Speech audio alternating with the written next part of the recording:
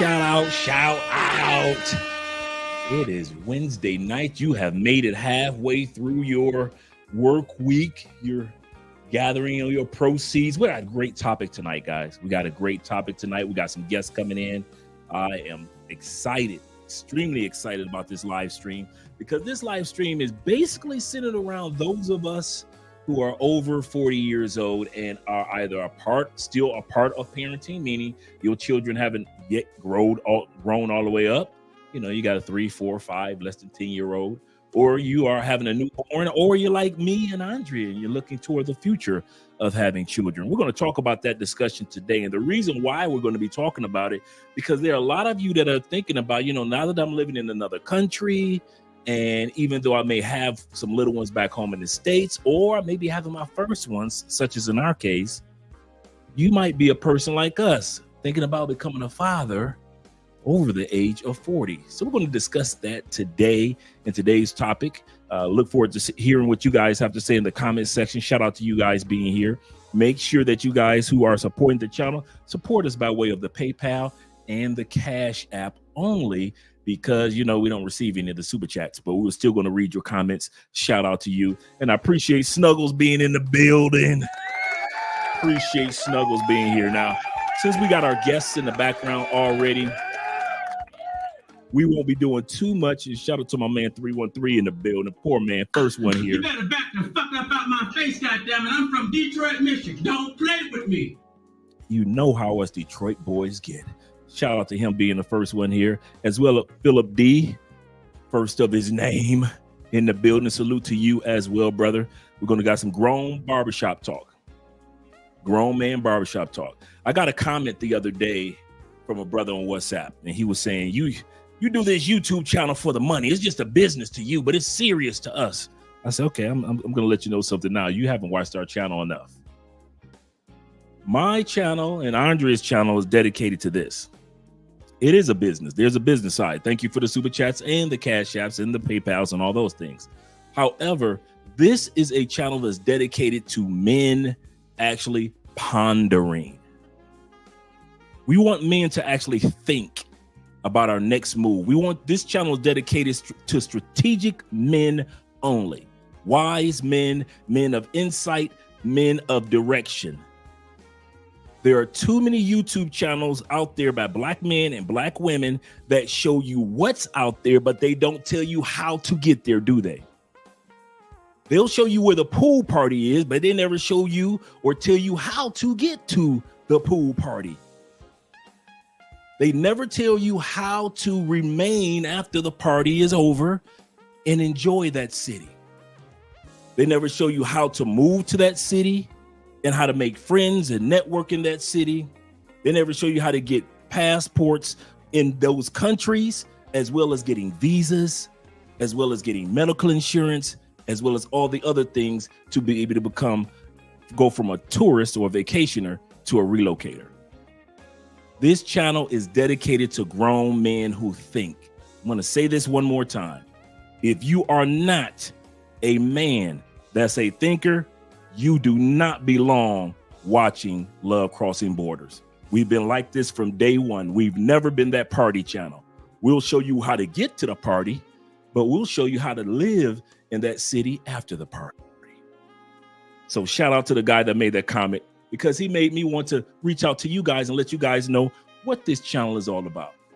It's about men pondering and thinking. And as for thinking, we're going to be talking about tonight a great topic to think about.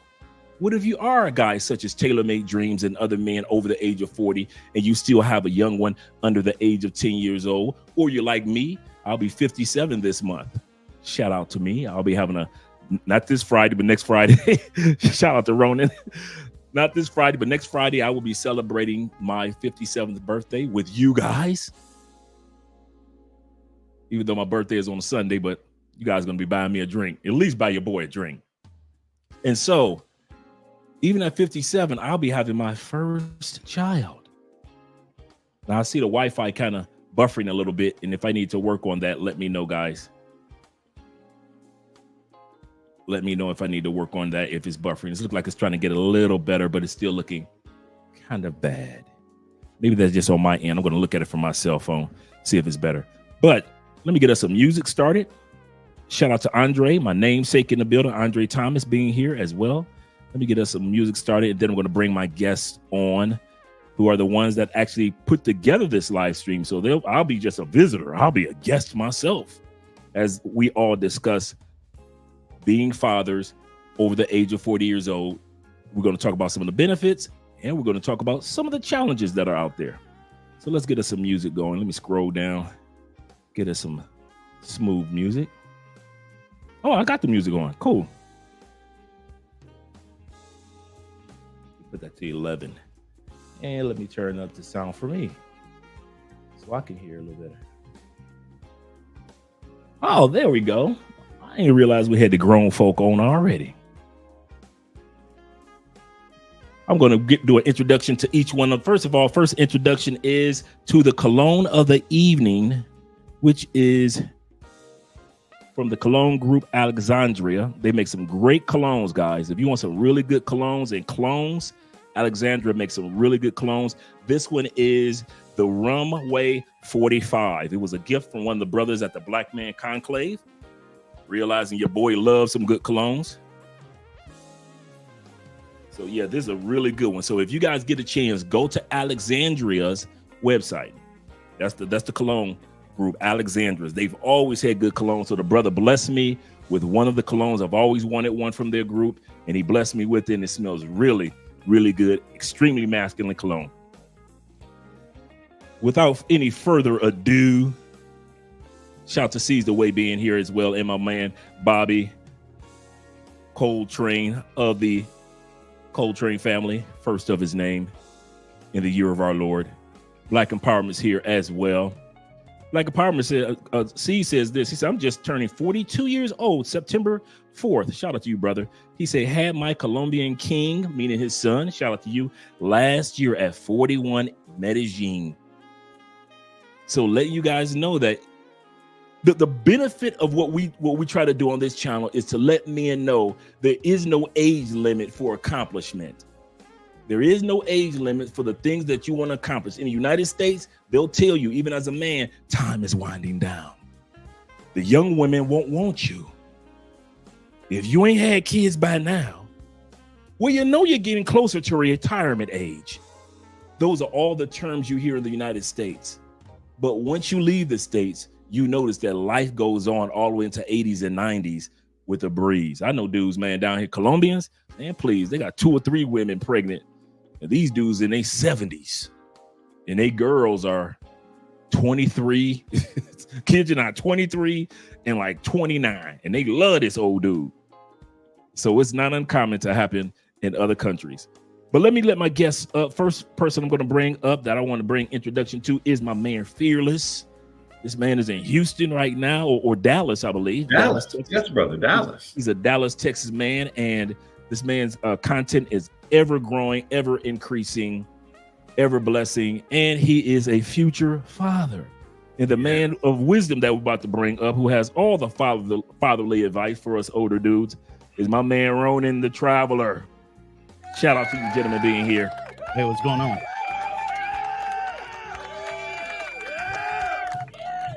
I'm glad that you guys came up with this particular subject matter. I'm really glad. Oh, by the way, in honor of you, sir, this is my cologne of the day. Oh, yeah, Prada. Yes, sir. Yes, okay? Sir. I had to, pull one out, and go ahead and get the honorary spritz here. So, oh man, that's feeling good and feeling good while we're doing this. Yes. Shout out to all you guys also that are watching from Rumble and Instagram. Shout out to all you guys that are watching over there as well. We haven't forgot about you. Rumble, Young Men Rumble. We got 21 watching on Rumble. If you are watching the live stream now, make sure you at least subscribe over to Rumble and make sure that you subscribe to our other channel, Love Crossing Borders Live. Shout out to you guys. Let me ask you gentlemen this. Let's get started. What made you gentlemen kind of think about or come up with the topic of fatherhood over 40? For me, it was a few reasons, Andre. One, I know a lot of guys have gotten their passport, and not a lot of younger ones. Usually guys get it when they retire. They start, traveling. Another thing is financial when you reach a certain plateau with your finances. Now you say, I want to start a family. That usually happens later in life. So guys are getting older. They say, I'm ready to retire. I just had a consultation with a gentleman you sent that says, hey, I'm a fireman. I'm ready to retire. Where can I go to? What happens is, just imagine this. You're 50 years old, you retire, you go to a place, and you're meeting a lot of younger women who may have not started a family. A lot of those younger women, especially in Latin communities, they value family. They want to have children. You want to have a legacy. So now you've already ordered. This is either your first time around, or maybe this is your second time around. So it's time to have children. True. My question always was, okay, is it better? What's the difference in fatherhood at over 40, or you had them when they were 20? Are you a better father? Are you different? What is the experience different? And I thought this was a great conversation because a lot of guys are traveling. A lot of guys have reached a point where they say, I want to go out, or I'm ready to start my family. How do I do that? So I know that you have been talking about it. Roland had been talking about it. We had TaylorMade on, and he started later in life. I wanted that perspective.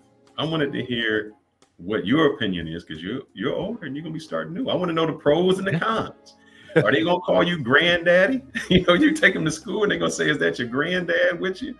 So I want to know that. That's a good point in regards to age and how it impacts, or how an individual that's traveling. A lot of us that have our passports, that is a good point. It's such as myself. I'm a prime example of an individual, got his passport, travel, got himself established, and now we're looking to establish a family. A lot of guys don't think about that when they're dating younger women in Colombia. They think that is fun, and she's 27 or 29 and sexy. She ain't got no kids. Oh man, I hit the jackpot. And not realizing that eventually over a few years, she will still, just like she want to keep a family legacy. So do you. And so now you're in your 40s, 50s, and now you've got this 29, 31-year-old, and she's saying, you know, I want to have at least 1 or 2 children. And so you do have to take that in consideration as a person that's traveling. As for me and Andrea, it was already part of the makeup of our conversations. That's why we started our relationship as a friendship, because we felt that we could be a lot more honest with each other as friends compared to if we had simply just jumped into a relationship, not asked the hard questions, not asked the difficult questions. But since we and it was, you know, it was her idea. It wasn't me. I was more prone to a more stable, let's get it started immediately type of relationship. But because we took our time. I had the same thing, Andre. You know, I've been married almost 10 years, and I knew going into it, the wife wanted to have children, and I've delayed it, put it aside. Let's travel, let's do this. And at the end of the day, it would have really been unfair of me and selfish of me to say, let me get married to you. Let me waste all these 10 years with you. And then now I don't want to have children. I wasted this time. We've been married and not do that. That would be unfair. I knew going into it, this is the legacy she wanted. And so I've delayed it as long as I could. Now I can only delay it 2 more months. So I got to change diapers. Yeah. Wow. Especially, what do you have to say about this, Ronan? I mean, time is flying for you, Fearless. You know, I forgot the little baby sound effect. I need to reload that for you. You know, because you're gonna get plenty of that in the middle of the night. But how I feel about it. By the way, happy pre-birthday to you, Andre, because we are on the same timetable. My birthday is tomorrow, and I also will be turning 57. So we are right there behind each other, a matter of days. In the immortal words of Kanye West, congratulations to you. We wasn't supposed to make it past 25. Joke's on you. I'm still alive. Exactly. A lot of people don't get blessed to live as long as we. So, you know, it is a blessing every day that we are able to wake up and share our experiences. And that's one of the things that comes to mind when I think about having children here in the near future, actually. You know, I would be just like you, starting all over. All my kids are grown. I have grandchildren. You know, my oldest son is 38, my youngest is 27. You know, I'm sitting here get ready to start all the way over, and I'm happy for it. Yeah. I'm excited. So blessings to all those that are pending, wanting to, and considering it, because I think it's always a blessing to be able to bring a life into this world and be able to raise it up as and instill in it a lot of the morals and values and allow it to grow and prosper. So, True. With me being older, my idea is obviously she's a younger woman and she's going to want children because she doesn't have any. And that's one thing in the Philippines is big is family. So there's no getting around the fact that she wants to have children. Plus for me, it's a legacy, and we'll get into that as we go along, why it's a benefit to go ahead and have children, even at my age. But those are the ideas that are behind my head. I'm planning on moving to the Philippines in 2025. That will be my home base moving forward. So I need to establish roots and resources and my circle of trust. And, I have somebody that I already trust, and I'm looking forward to meeting her family and seeing where that goes. All right. What I was doing while you guys were speaking, I was just pulling up some notes that I came across in regards to the benefits of becoming a father over the age of 40 years old. And I want to hear what you guys have to say as I go through these. So Well, go Andre, through Can you do me a favor? Because I always like to end on a good note. Yes, sir. Instead of starting with the benefits, we start with the cons. Yeah. So we let's get the cons out the way. Okay. Then we can end the live stream on a more positive note. Because I've heard all the negatives, and one of the negatives is, isn't it selfish? And I'll ask you, isn't it selfish of you, Andre, to bring a child into the world when, your life expectancy may be 75, 80, and you have a child, and they don't get to experience your whole life with you? Are you being selfish for that? I'm a black man from America. My child expectancy or my life expectancy was already short from the get-go. Whether I had a child at 25 or at 55, as a black man in America and from America, you cannot look at the timetable or your chronological expectations and think, well, I'm going to make it at a certain age. Another thing is the mother. Andrea, because she has lost family members that were of a younger age, she's already come to the conclusion that there's no guarantee that she'll outlive me. So when we have children, I have to be prepared for single fatherhood just as much as one day Andrea might have to be prepared for single motherhood. So age don't let that distract you or discourage you, because once again, I'm going to end with this. Being a brother from the States, after all many of us have gone through and have survived, there was no guarantee that for many of us to make it to this stage, whether it be giving birth to a business or giving birth to children. Exactly. Absolutely. I agree. Yeah. What about you, Ronan? I mean, how you feel about that? You I mean, guys are, not that you're a young man, I'm the youngest. I feel good. I'm the youngest guy on this panel. It's great tonight. Young buck. Like I like to tell a lot of my clients, while you might look good on the outside, God only knows what's going on in your internals now. Amen.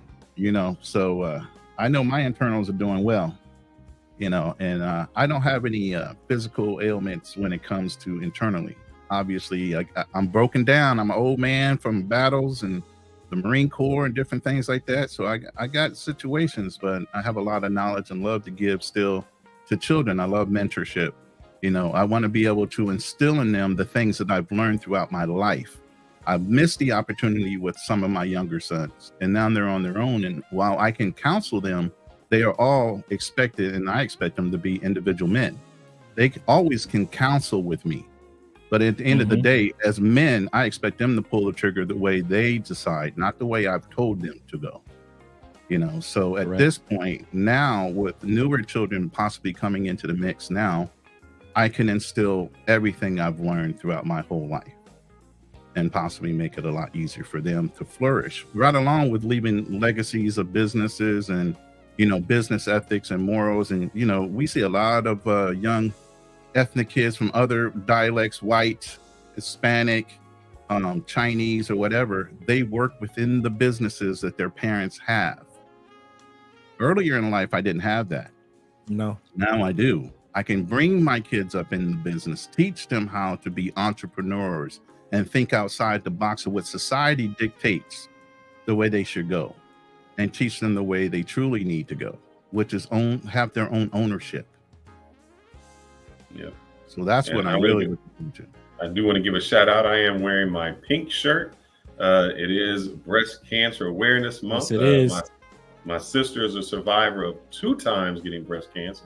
When she was younger, then she got it again 2 years ago and went in remission in both and beat them. So that's good to hear, man. Something that we need to be aware of. But here, on a positive note, I think this is what happens. If you have a child at a older age, your health, you become more health conscious. At 20 years old, you have a kid, you think I'm living forever. Life is going on. You have no problem. I'm going on forever. I think older, now your health and how you feel really becomes a factor. You really you want to and need to take care of yourself.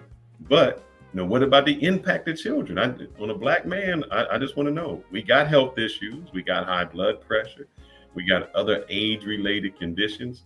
How does having a child impact our ability to parent long-term? Sound like a StaySat issue to me. Yeah, I agree, Andre. I agree. Eating StaySat food, taking StaySat pills, or doing what StaySat people do with the StaySat stresses. I'm sorry, I can't relate. Can't relate. Not mad at you, though. But in all sincerity, you're absolutely correct. And that's one of the reasons why I'm heavily back in the gym. Andrea is working out because the doctor tells her, you have to make sure that your body is prepared for motherhood. So she's exercising, working out, preparing herself for that. Me, I want to go out and play. I want to play soccer. I want to play football. I want to play some catch. So I'm not one of them old dudes that want to sit around. That's not me. I'm a verb, not a noun, on my way to becoming an adjective someday. At, near, by, around, over, under, adverb actually. But so actually, I purposely take care of my health, not just for me, for the longevity, but I know if you want to be a dad, let's put it like this, like I always say about having a younger woman, just because you're as old as her daddy, don't mean you have to look like her daddy. So that means you got to be out in the same thing. Just because you are as old as a grandfather doesn't mean that you have to walk around and look like a grandfather, even though you are the father. So for me, it's just like having a child is like, for me, as far as health, is like getting ready for the NFL conclave, combine. They prepare themselves, those young men put their bodies and get their bodies ready for that the event that happens every April so they can be drafted. Same mindset that I have is I realize that I have to have my health, my body, my bones in a healthy way to be able to do all those things that fathers do. Fortunately, I'm a night owl, so I'm not used to sleeping much. So I'm used to being ready to pop up in a late night hour and take care of a child. And then it's Andrea's turn. It's things like that I have to prepare myself for right now and not waiting to the last minute. But I'm gonna give you some pushback, Andre. Mike Tyson at 50 is not Mike Tyson at 20. Nope. No matter how much he trained and did that, how do you make sure that you have the energy? Because it's easy when they in bed and they don't go nowhere. When they get to them terrible twos and they start on that learning how to run, how we keep up with them at our age? And I'm asking these questions because these are what people ask me. Yeah, and those are good questions that they ask. Let me let Ronan answer next, and then I'll go ahead and answer. Okay, so you putting it on me, huh? No, I got the answer, but I don't want to sound like I'm Andre mouth. Oh, okay. For me, like he said, you have to stay not only active, but you have to feel young. You can't be that kind of dad that wants to sit around the house. You got to be the dad that wants to get out the house and go take them and explore. And that's the wonderful thing now. I have the levity, and this is the thing I even a la RIP Kevin Samuels talked about when you talk about men of value, as you get older, you're producing more. You're able to have a lot more control on your life and your free time. At least you should. So now I have the freedom, like I said, to enjoy. Even with my stepson, raising him, I was at every football game, from Pop Warner all the way through high school and junior college. I was a booster club member. You know, I had my business advertised at the football stadium at the high school and so forth. So I was able to be present. I was the announcer for football and basketball teams, you know, so I was super active and available, you know, whereas when we're young, we don't have so much control on our schedules and we get so busy in growing our income that we can't take the necessary time off in order to be present for our children. At our ages and the production that we have now, the type of incomes that we have freedoms. We can control our schedule. We can actually be even more present than even the children that we had earlier. So true. So true. In my case is I'm a kid at heart. Cameras off. I'm a kid at heart. I like to play.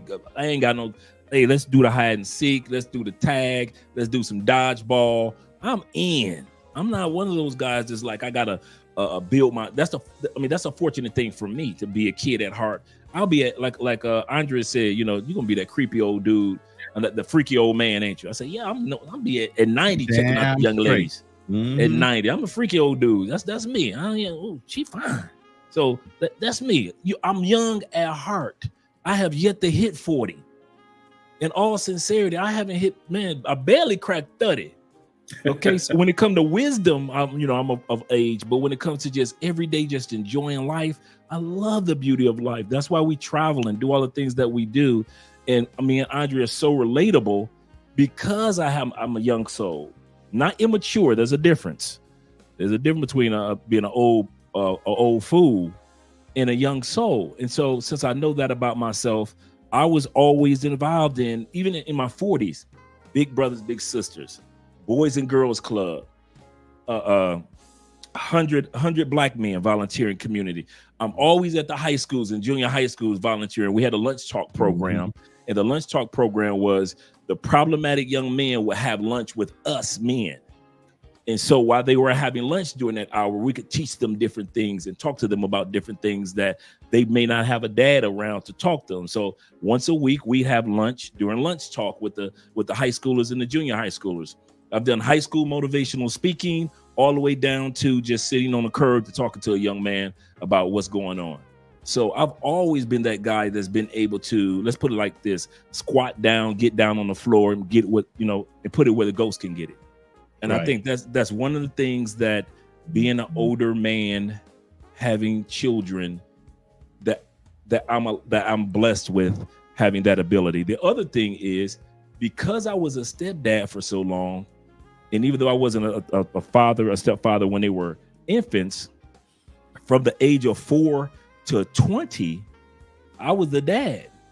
Right. So doing homework and picking them up from school and sporting events and their emotional mood swings and their, I have to talk to them or them needing to talk to me and just watching them grow from just these little people all the way until adulthood to where, they're doing some great things with their lives. I've been through that journey. So the difference is that this go around will be my children that I'll be taking that journey with, and not just the journey of my former stepchildren. So at the end of the day, that I can easily say that was beneficial for me to understand what parenting is all about. Right. You said something interesting, Andre, and I'm gonna call you on it. Not call you on it, but you said you're young at heart. You got that. But let me ask you, when you were growing up, you jamming, what music did you listen to? Let's say you were a teenager, you had your rap was probably like LL, and you had your New Edition, places like that, correct? Now, when you was listening to that, your mom was like, "What you doing listening to that rap music? Well, why you out there wearing them baggy clothes? Why you got this on?" So I want to know, we skipping a generation. Usually someone will have a child like at 25. So, that's one generation where you're already saying what you're listening to. Now you're going to have a child later. So how do we do that generational gap where you couldn't bring no phone to school when you were going there? Now they're going to have a phone. Now they got to have this and all those things, except the music they listen to is going to be entirely different. How we bridge that generational gap? Because we're going to have them stories that we used to get when I was young. This is what I used to walk to school. I used to dial the phone like this. Yeah. So how do we bridge that generational gap? And it's for both of y'all. Ronan or me first? Man, let me tell you, my kids won't even be able to comprehend, and I'm sure Andre's gonna have the same thing. We ain't had no TVs in our house, not like that. We had a TV in the front room, maybe. That's it it. Wasn't a TV in every room. There was radios. We had radios. My mom used to creep in, try to turn off my radio. Man, I'd pop right back up out my bed. She'd go, "What you doing?" I'll ask her, "What you doing?" She goes, "I'm turning off your radio. You sleep." I said, "No, I wasn't. I'm listening to it." "Boy, I heard you sleep." No, I wouldn't have jumped up if I wasn't listening to it. Right. But yeah, we didn't have cell phones. We have none of that. So the advantages for kids nowadays is ridiculous, but it's a blessing, and thank God we're not so old that we don't know how technology works. So even though we might skip a couple generations, we're still up to speed as Generation Xers, that we caught on to everything. They still can't slide nothing by us. And as new technology comes up and comes out, we stay up with it. So we're not so disinterested at this point. That's an excellent point. And the reason I'm going to piggyback off of how you said it, because we are in the era of social media and we didn't have this when we were younger, the stories and the tales that our parents told of walking to school in the snow 5 hours was seemed far-fetched. Now our stories, our kids have already Googled the 80s, the 90s music. I was watching one young man that his mother had caught him. He was this is a couple of days ago. This is a young brother. He was just spraying down the lawn, with watering the lawn. And he was listening to the best of Frankie Beverly and Maze. And you couldn't tell this little 11-year-old young man nothing. He didn't think anybody was watching. His mother was kind of peeking out the window and recording. But you get to see the evolution. And this young man was on beat. He just felt so good. He out there just listening to some Frankie Beverly and just watering the grass. What's my point? Our music jails right along with the new music that's coming along, so we could get a chance. All of us know about the Drake and Kendrick Lamar battle, even though we're not of their age. At the same time, the younger generation know about hip hop, and we see them dancing in different countries, dancing to Wu-Tang Clan and dancing to Patrice Rushen, Forget Me Not, and everybody's right now doing a resurgence of Michael Jackson's music around the world. So because of social media, we won't be as separated in generations as our children were. Right. There's a I don't know if you guys ever saw it. There's a young lady. She's probably about 10 right now, but her father started recording her when she was like 2 or 3 years old, and on social media, on TikTok. And this young lady would be singing to the top of her lungs all the 80s, 90s, 70s, 2000s hits. I mean, every R&B song you can imagine, this young lady singing at the age of 3 years old. And then you see the video go fast forward and she's 5 years old and she's singing the best of Frankie Beverly. She's singing the best of Earth, Wind and Fire. And then she gets a little older and then she's singing a Return of the Mac. And then she gets a little older and you see this little girl go from 3 years old to like 10 years old, and she knows all this music. And this is in the UK. And so you get a chance, right? I personally believe right now, there is, because the music industry is so trashy with the behavior of the artists as well as the music of the artists. There's a resurgence of old school coming back, old school hip hop, old school young men that are modern, but they rap with the old school Tribe Called Quest type of style now. And so there's a lot of different genres. You got young men that are rapping like West Coast from back in the 80s and 90s right now, instead of just a new Kendrick Lamar version. So I really believe that everything is gelling together right now. And the cool part also, because of social media, is global. So with you in the Philippines, they know just as much about R&B and hip hop as we know about R&B and hip hop in certain genres as well. And so that's the cool part about having a child at this point in time, because social media has jailed us and crossed the bridge of all the generations. But don't you think that's can be bad too? Meaning, we're talking about technology. But what about the clothes they wear? You know, this is what the kids are doing nowadays. What about that? How do we bridge that? Oh, that's easy.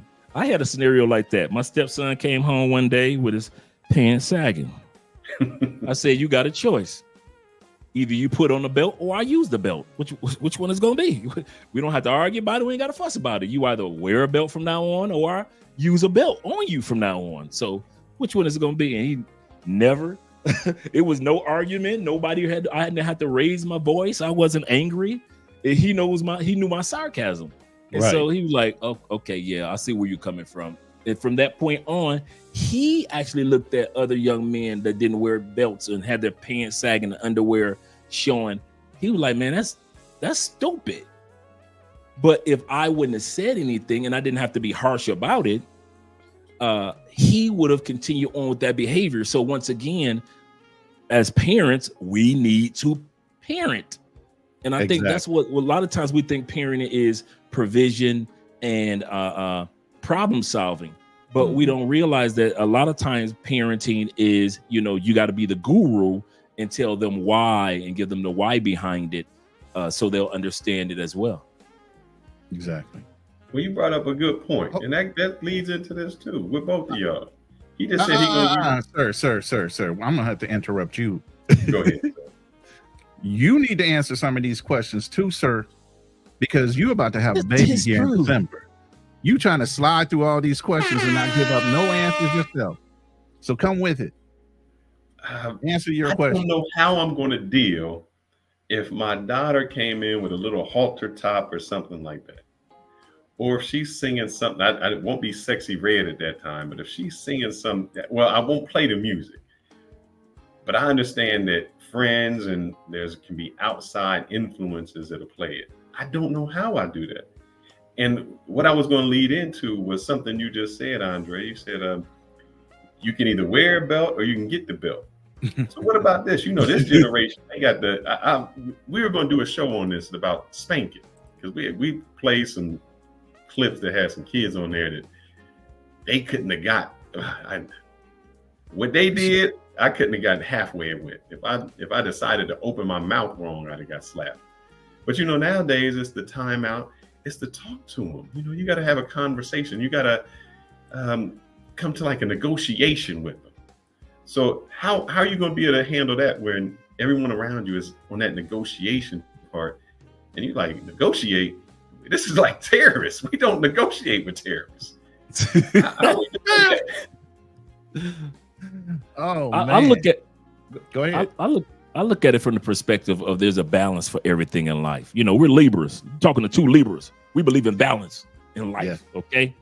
Everything has to be balanced for us to be happy. Can't be too this way, can't be too that way. All right. So when it comes to, for example, once again, when I was a parent or a step parent, 90% of it was just short conversations and lectures. And in all sincerity, I was so much like Heathcliff Huxtable, so I could relate to that character, that my step kids would be like, oh, just give me a whooping. Just put me on punishment. Another lecture. So they kind of knew that the lecture was just as challenging to them in some cases as it was to, oh man, if he'd have just spanked me, I'd have got over it and I'd have been gone by now. It's an hour and a half later. Andre's still talking. And I would tell them, I say, I see you glazing off. I say, I used to do that glaze off. I know what it's like to glaze off during a lecture. Now watch, you got another half an hour I added onto that. But my point is that when you're doing parenting right, because I believe in two things. I believe in showcasing what the child's future can be in the positive and negative. I'm gonna drive my child to the hood. You want this? I know you ain't never been over here. You want this. Then here's how you keep from getting this. You see that person that's walking around cute and this and that and that right now? Oh yeah, she had 3 babies in the next 10 years. Don't worry about it, son. You ain't got to worry about her. Get the cute nerdy chick. I'm gonna tell you something, son. Get the cute nerd chick. That chick that got the books, but she cute with them thick glasses. That's the one you want, because she gonna always be on point. You know, so once again, when it comes to becoming an older father, and that's one of the things that I was saying in the list that I have, being older fathers, you come with a list of wisdom and experience that younger fathers just don't have. I was watching, we were watching a video the other day in regards to stepdads, and I don't know if you guys saw it, but there's one step, the boyfriend or the step boyfriend took the son to the barbershop.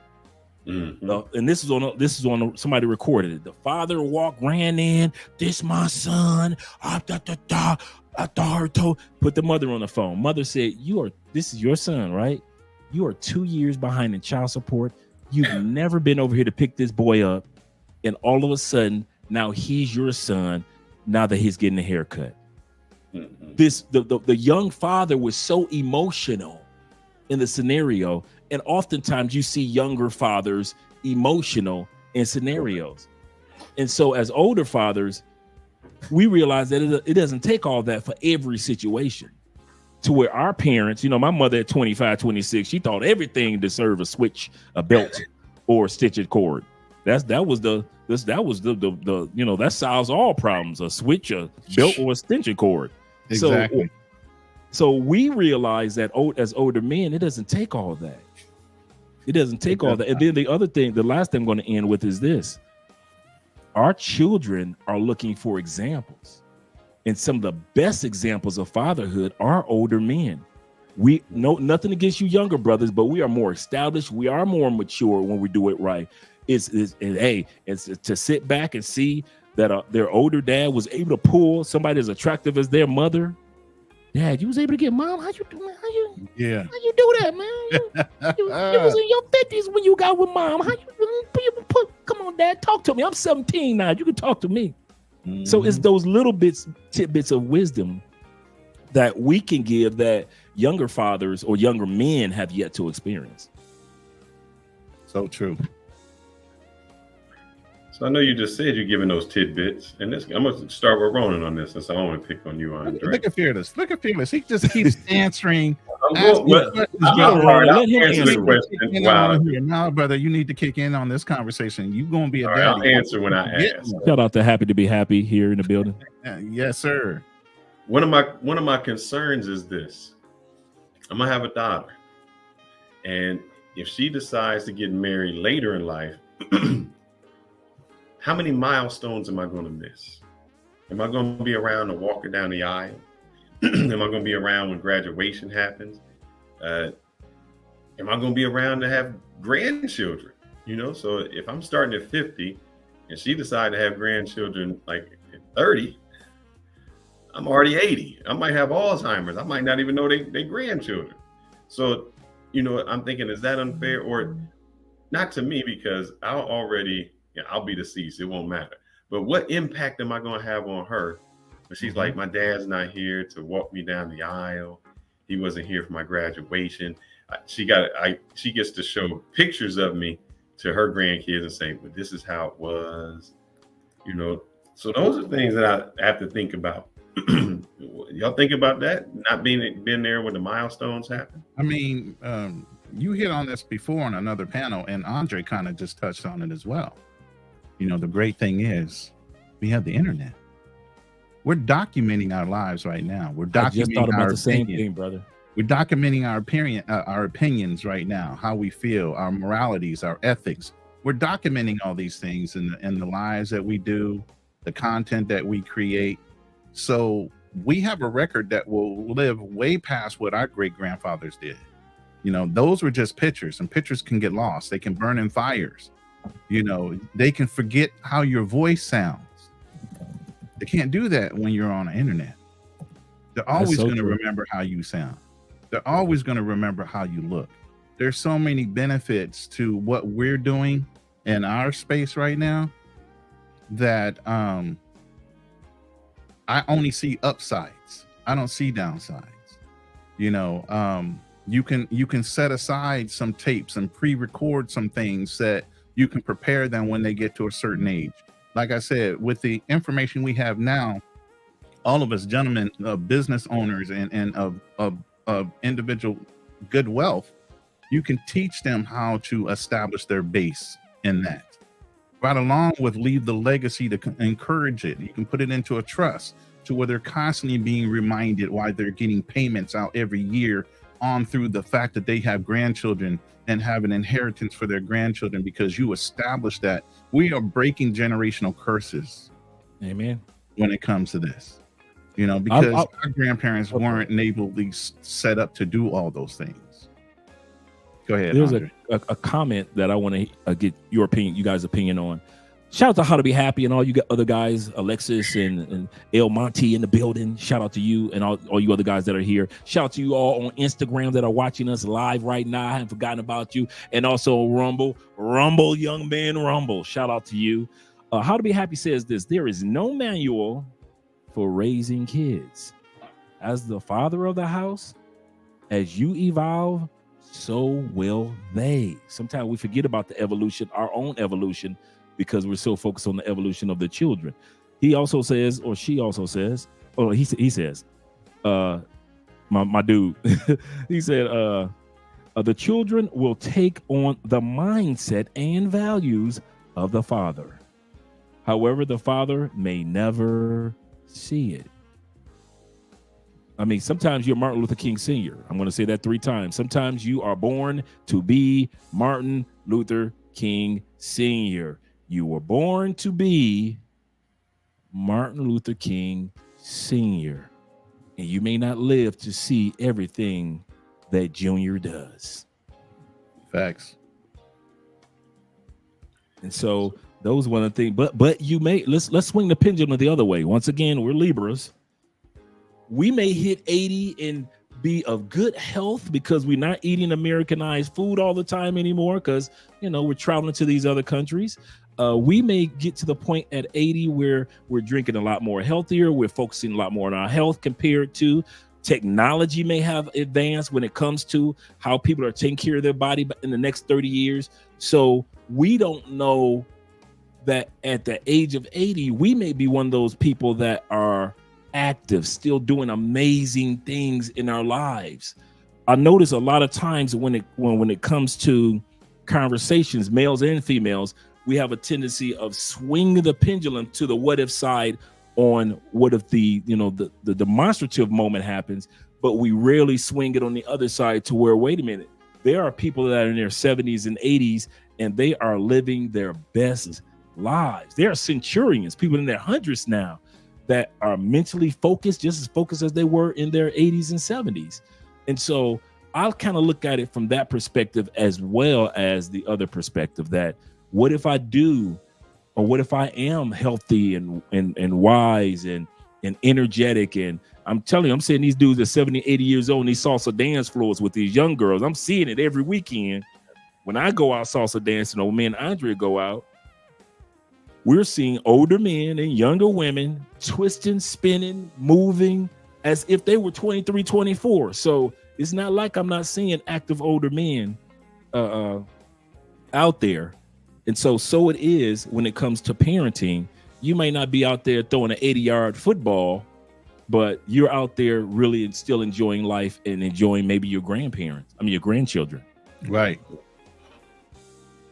I agree, but I got a little sad on something else. How to Be Happy, Matt said.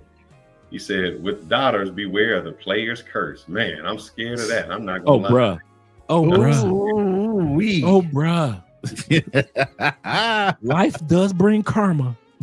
It sure does. I am scared of that. But I will say that what he said was true, because my wife's father passed away when she was 16.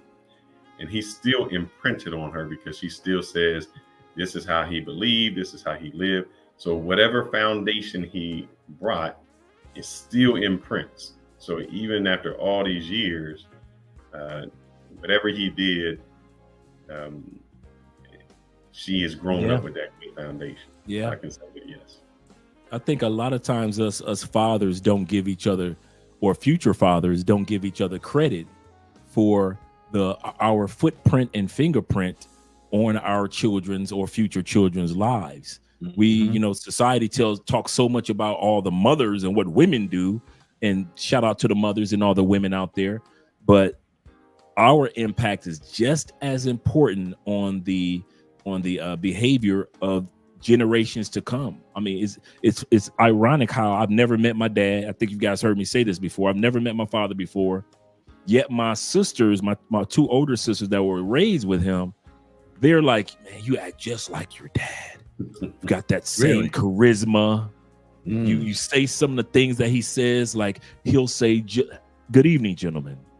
He'll, instead of saying, hey, girls, or hey, chicks, he'll say, good evening, ladies, or hello, ladies. Say, you do that too, just like our father.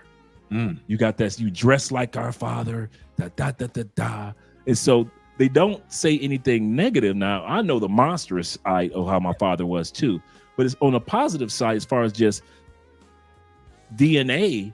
They still can look at me and say, man, Andre reminds of our dad so much, even though I've never seen this man a day in my life.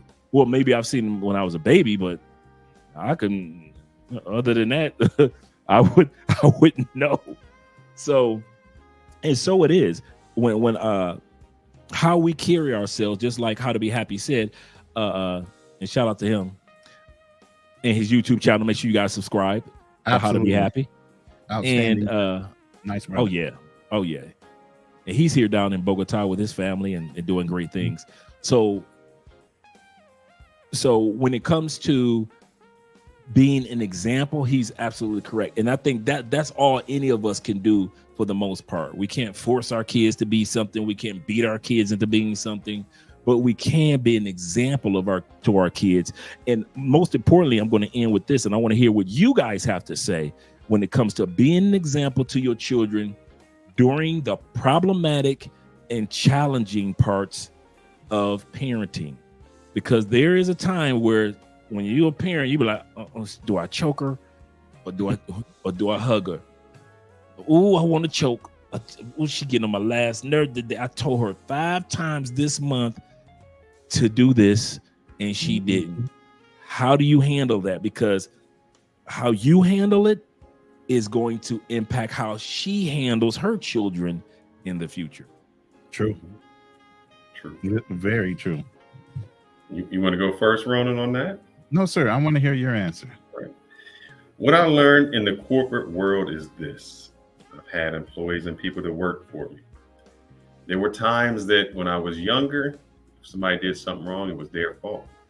You did it wrong. Why you messed that up? Until I got older and started dealing with more mature and more seasoned managers.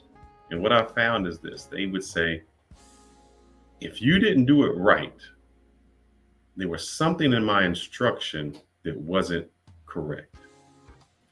So they took it as not blaming they blame themselves. And so I think now that I'm older, I'm able to sit back and say, okay, if my child is misbehaving, there's something that I didn't do right. So instead of yelling, I think I can become more patient. Instead of yelling, going off, being more emotional about it, is to sit down and be more instructive about it. Because 20 years old, I was playing checkers. 50 years old, I'm playing chess. Correct. So now I can see the moves past to say, this leads to this, leads to this, this leads to this. I think another thing that I did when I was younger that I will not do as an older person, I have nephews, I have nieces, I have a son, and I did that reverse psychology. You ain't nothing, you can't do this. And it was all negative. There was a lot of negative reinforcement to get them there. It was a lot of downing them, like you ain't gonna be nothing, in hopes that by saying that they will be stronger. And what I found as an older person is those words impact more. So instead of saying the negative part, be more positive reinforcement about it. To say, oh, you can accomplish this. If they are bad, or they do something wrong, to let them know what the consequences are. And I think you can do that with the patience and being more calm. Like you said, when your mom yelled at you, it was the same with me. Hey, get me the whooping, man. Let's get this off. I'm tired of hearing that, because it was yelling. It wasn't constructive. It was just words and babble. But then when you get older, you can say, all right, I'm gonna do this, but I will live like this. I heard this from Evander Holyfield. Evander Holyfield was about to fight Mike Tyson. So he's out in Vegas training. Evander had all them kids. He said that his wife at the time called him and said, your kid is bad. He's doing this. He's talking back. He's doing all of this. He said, I'm training. I got on the plane. I flew all the way back to Atlanta and I whooped him. And the reporter said, spanked him? He said, how did you spank him? He said, I spanked him with all my might. And the reporter was like, what? He said, because by doing that, I never had to spank him again. Not only does he know at any moment I can be here, but he knows the consequences to the actions that it takes place. And I think when you do that, and I don't want to compare my child to like an animal or a dog, but I've had a pet. And when I trained the pet little, I didn't have to worry about it. I could walk my dog without a leash. I didn't have to have a fence around the yard, because it was trained so well that it knew what the consequences were, and it knew where home was. And I hope that happens with a child today, to say, man, the love is here. I know the consequences if something do bad, but the reward I got is so great that why would I want to mess up? And I think somebody said it on one show. Sometimes for a daughter or even for a son, the greatest thing you can say is, you disappointed me. Boom. Hurt their little heart. That's it. Yeah, that's so true. Their little heart for saying that. So with my thing, and you guys all hit him like yelling, guilty by association. My brother did something wrong. I got whooped too, severely. So I wouldn't do the same thing my brothers did, so whoopings by proxy, Right. As I gotten to a point where I was starting to parent and I had my children, I had already started a process of teaching my kids without having to use corporal punishment as a primary tool. And what I did with all four of my sons, which has to this point was reinforced and it worked.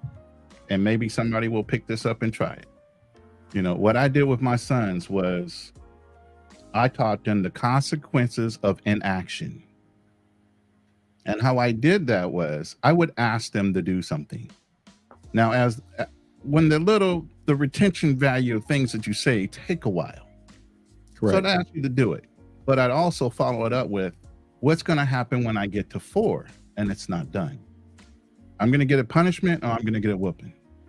As long as you know what the consequences are, and I walk away. Come back, still not done. 2, 3, 4 times, they either got a whooping or they got punished. As they got older, 4 turned into 3, into 2, into 1. I only need to ask you one time to do something, because you already know what the consequence is going to be. And I'm going to tell you, all 4 of my sons, I only had to whoop my youngest son, and that was at 13, because he got too inquisitive, and we were in a condo that my company was renting out for us. And he decided to pull up the cable underneath the carpet, trying to figure out where it was going. But other than that, I never had to whip my sons. They understood there was a consequence behind it. And they didn't want to see the results of that consequence, not by me at least. So and through life, even now, I haven't had to worry about going to get my sons from any kind of a jail. They've not acted up. And they know when I say something, I mean it. Yeah, that's true. And it's that tone and the repetition and consistency that let them know. In life, you're not going to get favoritism. And there's a phrase that's been in several movies, and I'm pretty sure a lot of people heard it. We do the things we have to do so that we can do the things what we want to do. Absolutely. So buckle down now and do the things that you have to do.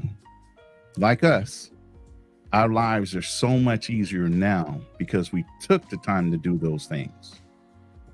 So we can do the things we like to do now, which is even choosing to have more children because we can afford to. One of the things that I did was, and that's a great tip, I'm going to be using that one. One of the things that I did for each stage of life that the children were in, I talked about the future stage before it got there. So before they got to the stage of wanting to date, we were already discussing dating.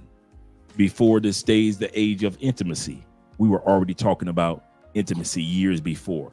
Before the age of, can I have a boyfriend, or can I get a girlfriend?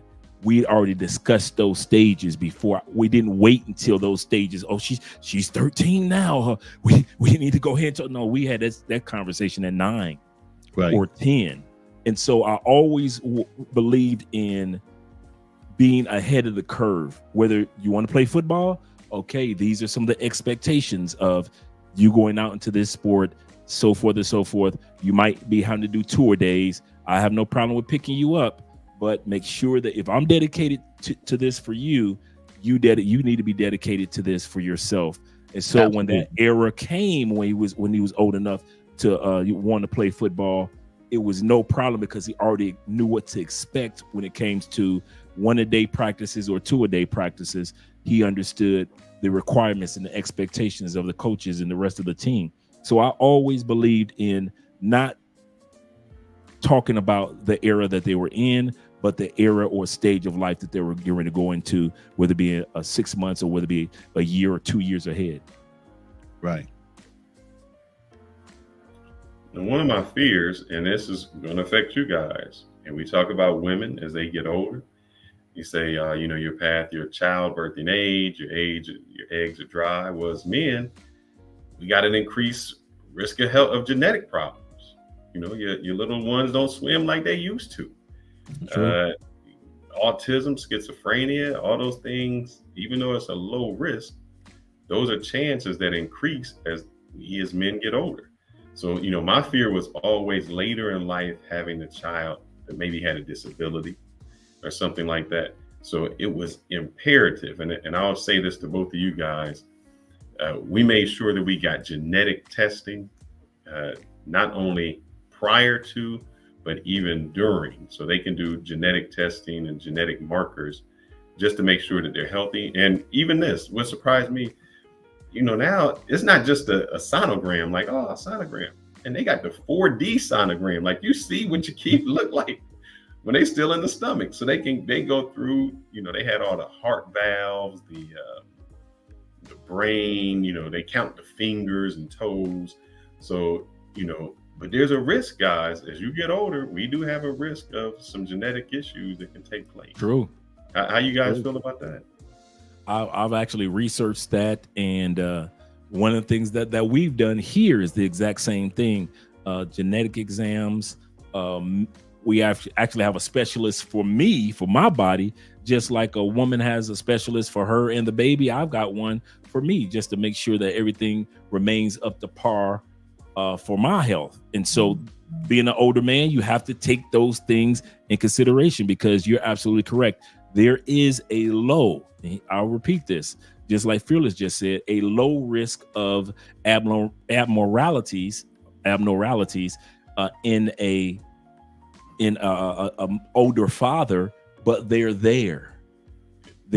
So it may not happen, but because you're an older man, you may need to make sure you take care of your health, make sure that you're going to the doctors for the checkups, and make sure that you get the genetic exam and not just a regular exam. So you will know what's coming down the turnpike that's been a part of your family's history, as far as any type of illness or any dynamics. Anybody born in your family with blindness, anybody born in your family with disability, you have to take those things into consideration. So we're not saying this to fear monger, but we're going to give you the positive or the challenges, as well. So he's absolutely correct. I came across that a while back, so I already knew what to expect when it came to be a father, older father over the age of 40. Yeah. So I know you got your studio. Both of y'all got your studio. It looks all nice and neat and organized. You know, what happens when you had that little one running around pulling on all them cords? I hear him crying in the background there. Andre, you know, you got the little one grabbing on you. Your suits don't look as nice because you got a little throw up stain on it. So how do we work that out? You know, and traveling. Hey, you guys love to travel. You know, when it was just you and your wife, you pick up and go when you want. Now, what are we going to do? That we got the kid in the background running around crying. You know, Ronan, he plays me crazy because he had the crying sound effect, the little baby. Yeah, I had the little baby sound effect with them. So how are we going to develop that good work-life balance older, you know, to be able to do that? Ronan? All right. So for me, you know, I don't have a problem with the little baby gate.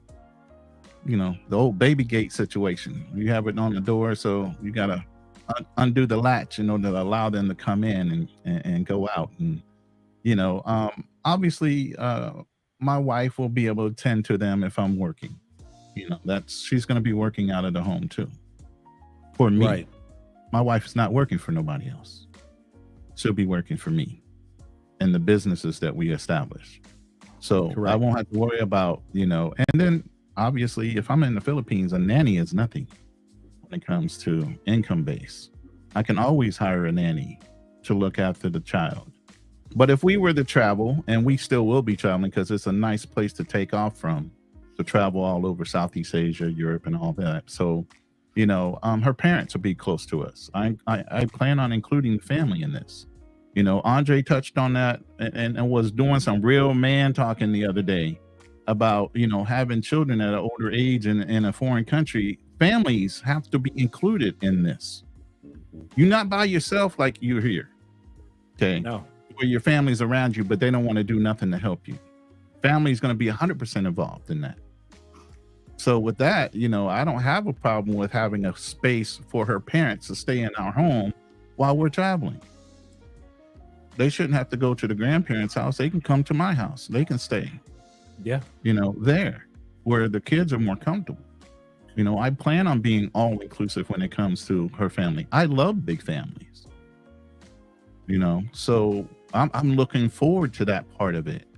And having children to tie the two families together, the bonds that we will develop through that union and through those children. You know, so a lot of people get real divisive when it comes to children and being very standoffish. Like, you can't tell. Yo, I am that guy that believes it takes a village to raise a kid, you know, and everybody has an input for traditional sake. You know, there's some things I'm not going to know about the Philippines and the Philippines traditions that she's going to have to learn from her grandparents or great grandparents or whoever's around. You know, I don't mind with a watchful eye making sure that's being done. You know, I don't mind establishing businesses where I have family members, her brothers or her sister or an uncle or cousin that needs a job, giving them a job within the company. That fosters trust, that fosters goodwill. And it carries on the legacy that you're planning on leaving behind in that country anyway. Because gentlemen, I'm sorry, when you're living abroad, you're leaving a legacy. You're leaving a marker. You're changing things in that area. You should be. Absolutely. Absolutely. I agree 100%. Let's walk through some of the things that, because we talked about some of the challenges. Let's talk about some of the things that I discovered. Many benefits, or some of the benefits of being a father over the age of 40. Number one, maturity. Older fathers are often more emotionally mature and stable. You don't see older fathers. I've yet to see older fathers out there fighting in the streets over their kids. I've yet to see older fathers out there talk about, that's my baby. You coming over at 1 o'clock in the morning drunk. I want to see my kids. I don't see older fathers doing that. I don't see older fathers in a barbershop trying to fight the stepdads or the step boyfriends. I don't see older fathers doing any of this. It's usually the younger father. No offense, young dudes, but it's usually you dudes that are the ones that are involved in that. So I want you guys to, I'm going to go to the top three, and then I want to hear what you guys have to say. Number two, Life experience. We talked about that a little bit. Older fathers have a broader perspective on life and can provide unique insight and guidance to their children. And the third one I want you guys to remember is, and give insight to, is, we talked about this, patience. Older fathers are likely to learn patience the hard way throughout their own lives, which can help them approach parenting or parenthood with a sense of calm and understanding. So we talked about maturity, life experience, and patience. I agree both with maturity. One, with maturity, you're older, you don't make those rash decisions that you used to when you were younger. So True. Now you can sit back with your child and you can map things out. As an older person, you're older now. When you were 20, just like when you were 20, no one's saying, hey, save half your money, save that. As an older parent, you're able to say, look, I'm at a retirement age. I know what it feels to be close to retirement. If you want to be at this age and you want to have wealth, here's what you need to do. You don't go off the deep end anymore. Like you said, you're a little more patient, a little more time.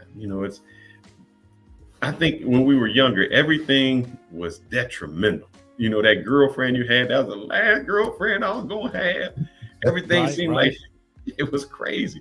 When you get older, you have a sense of euphoria, where you can talk to them. So I think that is real different, and the perspective on life. I know you grew up when your mom said, you trying to do what I already did. So now you can sit back to you have a right. Like a 20-year-old, you don't have that life experience. 40 and over, you have a broad perspective of not only parenting, of life, and I think you are more forward. If I was 20 years old and somebody came to me and said, oh, this is how you got to raise your kid and this is what you do, I'd probably be like, yeah, that's right. Older, you get a little more pushback. No, that's not how I'm raising my daughter. That's not how I'm raising my son. Maybe that's how you raise your son. So I think when you get older, your perspective and your insights and how you handle the challenges are a little more different, much better. Y'all left me the scraps. How y'all do me like this? Go ahead, brother. Kind of similar to some of the things I've already said. As you get older as a father, a lot of the things, like you said, maturity, life experience, the patience level goes up. But now, because of the experience in life and maybe even raising a whole nother set of kids before them, you can zero in focus when you spend time with your kids. You can identify things a lot quicker than maybe you couldn't when you were in your 20s, because you really weren't paying attention because you had so much other life going on. Like I said, so you can zero line and focus on each one of your kids' angst, their talents, and the things they might need encouragement on, because you're more focused now than you ever had been before with your other kids, because there were so many other distractors in life while you're trying to grow your wealth. Now you're there. Now all the things you wish you could have done, should have done with your older kids, you're going to make sure you're going to do it with them. Yeah. That's kind of funny that you would mention that, because the fourth one, number 4, is financial stability. Older fathers tend to be in a position of financial stability compared to younger fathers in their 20s that may be in school for a certain trade or in college, or you just building your career, or you're building your business in your early 20s and 30s, or writing that great American novel. So compared to older fathers that seem to be more financially wise or financially stable when it comes to making money as well as investing. Yep. That was another point I was going to bring up, was the financial stability and knowing how money works now, right along with teaching them how to be independent thinkers. Yeah, not necessarily going along with everything society says you should be doing when you know that's not necessarily true. So you can educate them better on how money works and how it moves. You can give them little challenges, like give them a little nest egg and teach them how to invest that, or set up a side business to show them through hard work they can produce things that make money for themselves, so they'll have that entrepreneurial spirit. They used to have a thing in corporate America, was bring your kid to work day. Right. I don't even think they do that anymore. But that was just one day for most of the workers. The owners always brought their kids to work.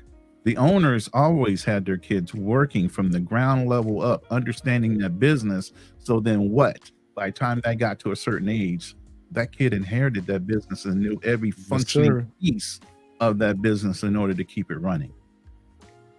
You know, these are the things we weren't able to do with our kids or our younger kids or our older kids now when we were younger, because we didn't have those established businesses. We didn't have the positions that we have now, that we couldn't instill those in our children. They can still learn it. Our older ones, we can still be inclusive of them, but these younger ones are going to have so much more of an advantage.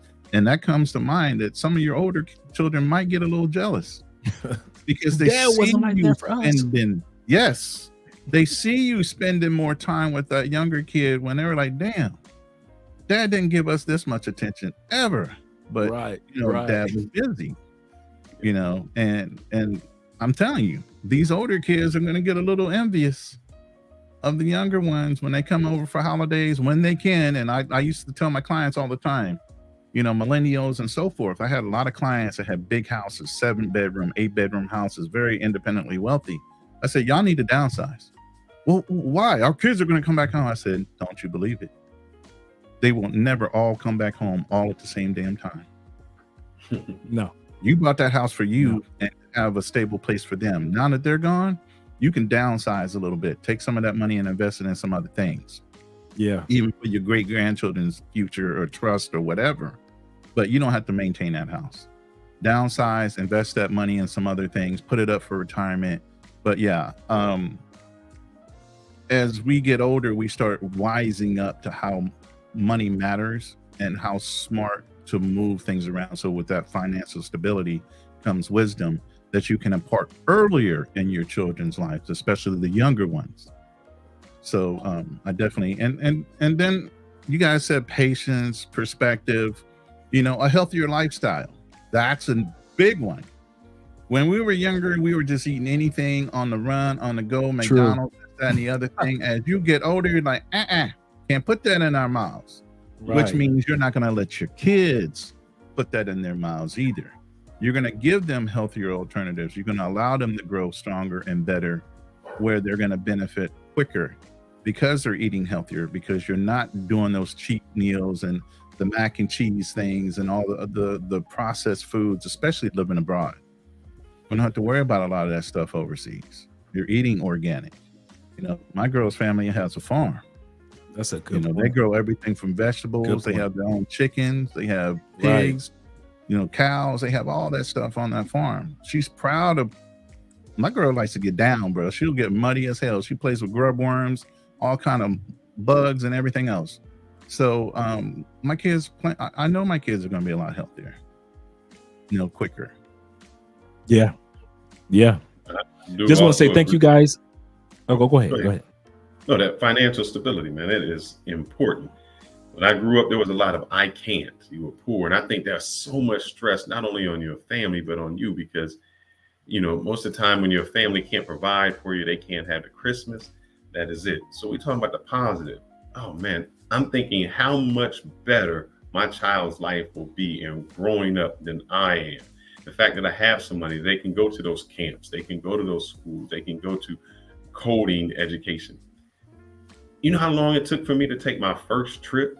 It was like I was in my 20s. It's like that's when I first was able to get on it. When I got on the plane, it was because a friend of mine in high school, he was going to see someone and the parent bought the ticket for me. And I was like, wow, man, something he had done since he was a child. So now my child gets a chance to experience traveling, going to other countries, speaking different languages, not growing up having to be stressed about, I can't have this or can't have that. So their entire livelihood will be shaped entirely different. They won't hear the I can'ts. It will always be, how can I? So I think that aspect of raising a child will make them far more advanced than I was, far more global. The opportunities. I mean, growing up, think about this, Andre. Your child will be born in Colombia. they'll be able to speak another language. They'll have family in the United. You know how many kids be like, oh, my uncles and they live in the United States. It ain't even a big thing. I just was there last week. To them, it won't even be a thing where everybody else is like, wow, you know, I just came from the USA. Yeah, that's all right. Yeah, I thought about that before. You know, your child is born with 2 passports. If your child is born in another country, your child will be born, or even born in the States and still be able to get, in your case, a DR passport. Born with 2 languages, 2 cultures, 2 forms of recipes for even some of the same meals. Born with 2 perspectives of how life actually is, and not just one.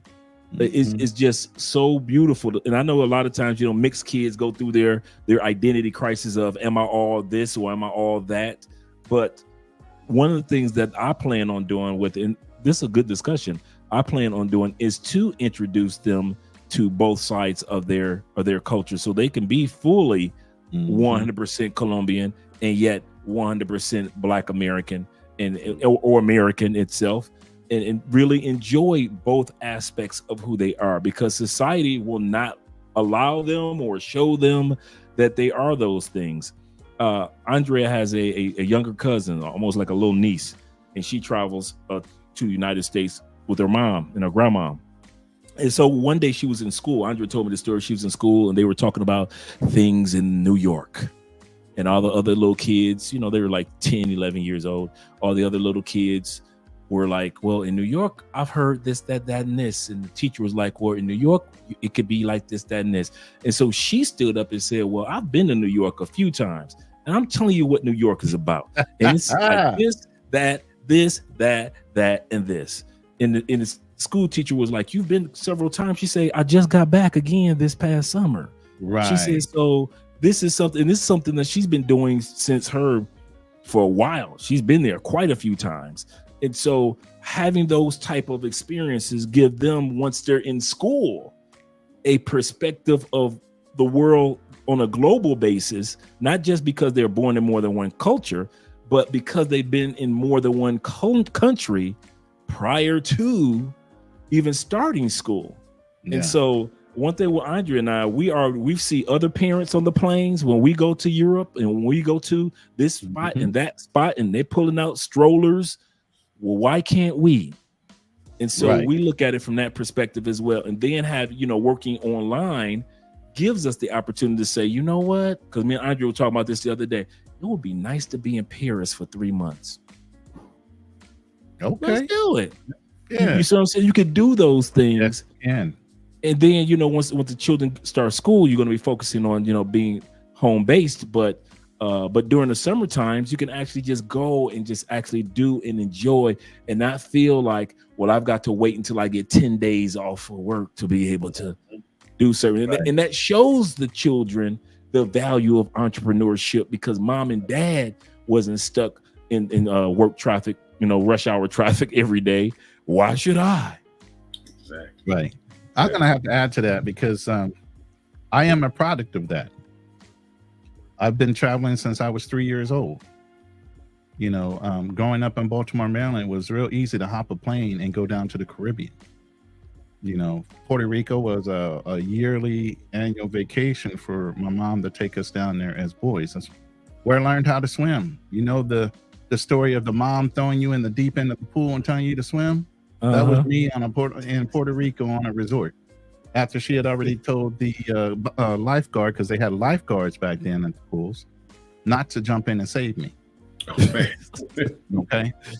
So I've been traveling quite a long time, and I remember those days, and her always getting me to try new and different foods and explore culture. So I've been brought up like that. So when I joined the Marine Corps, it was so much easier for me to travel around the world because I was already used to it. I was thinking about that. Moved around like a gypsy because she was a foster child. So every 2 to 3 years we moved. All the way from the East Coast to the Midwest by the time she got married for the third time. So I've always been in that mode of motion and discovery, and I always wanted to impart that to my children because I think you broaden your horizons a hell of a lot faster when you see what everybody else has beside for what you see on TV. Because we know TV is controlled by the media and the perceptions they want to give off, negative or positive. The only way to truly understand and get knowledge is to travel. Yeah. So imagine that, Andre. How much more, if you have a daughter or even with your son, that other people would have, like if you have a daughter, how much more a man would have to do to try to impress her. They've already traveled. They've been to these places. None of that means anything. You can't impress me by saying you can take me to the United States or you can take me here. I've already done that. I have a whole different perspective. And to piggyback on what you were saying, my wife's nephew, he's a little younger than your niece. So he's like 5, 6. And the teacher came to the mom and was like, look, he has a vivid imagination, but he's lying a lot. It's like, what do you mean? Well, he said that his aunt was petting tigers and riding elephants and doing all these things. And she was like, yeah. Like when we went to Thailand, that's what we did. So they couldn't believe that this little kid could see his mom and them doing all of that because it just seemed so out of the ordinary and so extraordinary. And another fact I was thinking about was at an older age, we talked about perspective and I think priorities. When you were young, your mom like, I can't miss this job. I can't do this. I can't do that. You're at the stage now where your priorities can be like, no, my child is first. This important thing in their life, I'm putting first over this live stream or over this. And that's where something becomes entirely different because now you see life entirely different, where your priorities become different. And I think that's so much more important. Yeah, that's facts. T-Mac, wow. He said his daughter's been traveling since she was 13. He made a mistake of putting her in business class. Now she expects it all the time. Now, T-Mac, you done started something, brother. Now, that brother that has to date her eventually is going to have to he's going to have to come up and meet the goal. Hey, that's Andrea right now. That's Andrea right now. We ain't going to the back. What are we? Yeah, we ain't never riding coach again. No, that's not happening. In the hood with them heathens back there. They don't even get a washcloth. You don't get them Philistines back there. Seriously, they don't get no glass of wine. They don't get a blanket. We got slippers. So she looking like back here. What are we doing back here? Hurry up and close that curtain. Hurry up, close that curtain. A first class to Medellin, please. We just going for an hour. But yeah, man, I kid you not. Now I'm like that. It's faster to get off the plane, so I'm kind of like, okay, yeah. She said that she started traveling at 9 months old. There you go. Awesome. 9 months old. So she's used to the rumble of the plane. Her first flight was international trip, was to Shanghai, Seoul, and Tokyo. Okay, she a world traveler. She got stamps. She got stamps. Right. And that's what, that's some of the things that we want to have for our children. We want our children to see the world from a global perspective, not from just social media showing them that perspective, but seeing the world from a global perspective, because the U.S. will only give us one thing we can say about our country, 'tis of thee, that the U.S. will only give us what they want to give us. And most of us live in a bubble when it comes to understanding or hearing about other countries, unless something dramatic takes place, like what's been going on with Israel and Iran over the past couple of days. If it's not dramatic, the United States tells you nothing about other countries. Right. And so we got to find out these things on our own. We've had to, and so it is with our children. So one thing about living in a place like Colombia, I've tried to explain people that live out of the country. They're like, oh, why don't you fly to Miami or why don't you fly here? I say, you won't believe that sometimes the ticket for me to fly from Dallas to Miami is more than the ticket for me to fly from Dallas to Colombia. Yes. That's the crazy part. So when you're there, for you to go to Cali to Medellin or somewhere, you can find those tickets for $50, $30. I mean, cheap flights. Yes. So there's nothing stopping you. Your child should be used to an airplane. That's like a weekend trip. To add to that, Yes, and that's one of the reasons why I want to live overseas, because while America is great, and like you said, Andre, you're living in a bubble and an aspect that, you know, we have a neighbor like Canada that we're comfortable with. We're guarded by waters on two sides, and then you have Mexico down below. You know, but we're isolated. It takes forever to fly anywhere from here. True. But if you're overseas already stationed somewhere, it's a lot quicker and a lot easier to hop on a plane at a way cheaper rate. Planes and trains. Yes. Planes and trains. The other thing that I thought about is our children will have the opportunity to be able to decide on which country instead of having the country decide for them. For most people that live in the United States, the reason why we love our country, tis of thee, so much is because it's the only country that most of us know. We know a little bit about Canada, and even less about Mexico, and even less about our surrounding Caribbean islands. And so when it comes to the United States, your choice, you're thinking like, why couldn't somebody find love in all 50 of these states? Exactly. Well, the United States only makes up 4% of the world. Actually, the statistic is United States makes up 4.23% of the world's population. So That's everything insane. that you've ever learned about manhood, food, health, sports, politics, behavior, weather, everything that you've learned under the umbrella of 4.23% of what the actual global experience, how to drive, you learned it from only 4%. How to walk and approach women, how, you know, some guys come to Colombia and they still feel a little kind of like, if I approach her, will she be funny style? Well, you learned that from the United States, that 4% taught you that. And so it's great to know that our children will not be taught by what I call the 4%ers.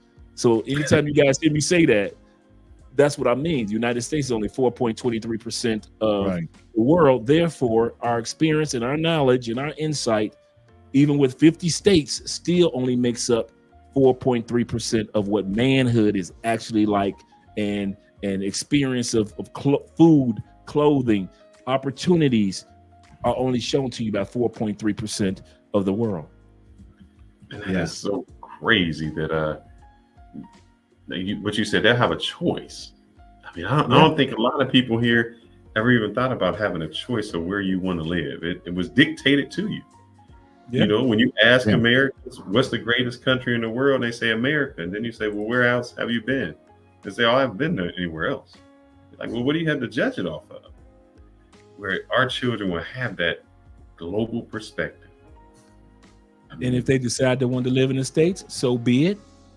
If they decide that they don't want to, and I like what and I was thinking about this a few minutes ago, I like what Ronan was saying in regards to entrepreneurship or teaching them to establish themselves even while they're younger. So when they get older, they have the choice of if they want to live in the States, or if they can say, now I see why my daddy left.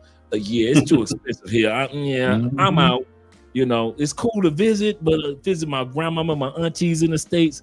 But yeah, I'm up out of here. I'm not about to pay all this for the same thing that I can get in another country. Shout out to my man T-Mac in the building. And T-Mac has given us a $10 Cash App. Shout out to you. And shout out to all you guys that are giving to the Cash App this evening. We appreciate that. We got 33 people in the building. Click that like button. We like you.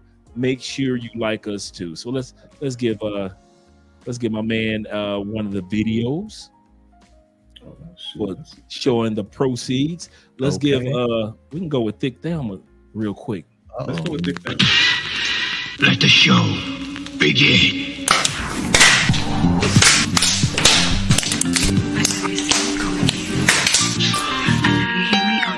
Lord Jesus. But you still don't pay me no attention.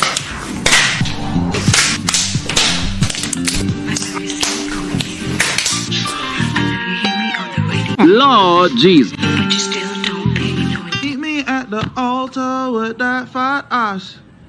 We ain't getting no younger, but that ass fat. Man, shout out to my man T Mac. Shout out to Thelma and to Spidey. Because that they say, would you do it for a Scooby snack? Oh, I do it for less than a Scooby snack. For real. That was thickness at its finest. And the kind of funny about understanding different cultures, she's actually of African descent. Wow. She looked like she's Latin, but she's actually Afro-Latin. Who? Thick Thelma? Thick Thelma, the young lady that does that. She's actually that's where she got of Afro-Latin descent, even though them yams, you look at her as we say. facial features. Yes, them yams come from all our people. Yes, sir. Yeah. I was looking at her page, and her part of her page, she talks about her Afro-Latin heritage. And I bet she speaks a lot of languages. I was thinking about that. Just when you grew up, I think where did you grow up at, Andre? Your home, when you were born at? East side of Detroit. I'm sorry? East side of Detroit. All right. So unless you was having someone who was from Canada coming down, nobody was really speaking a different language. That was like a rarity. So imagine your child grows up and that's the norm. They say to other people, you only speak English or you only speak Spanish? So the norm is that. But question for both of y'all. Ronan, you have before you ask that, my people came from Louisiana, so they were speaking French Creole and English. So their first language was French. So you had a lot of light-skinned brothers down here talking French to these chicks, and I have a lot of family still coming in. I can't know about. I know that feeling. My first time over to Canada, and we were 17, and you could drink in Canada at 17. From Detroit, it's like across the street. And I'll never forget, I saw this beautiful sister, walked up on her, and she turned around, and we asked for directions, and she started speaking in French.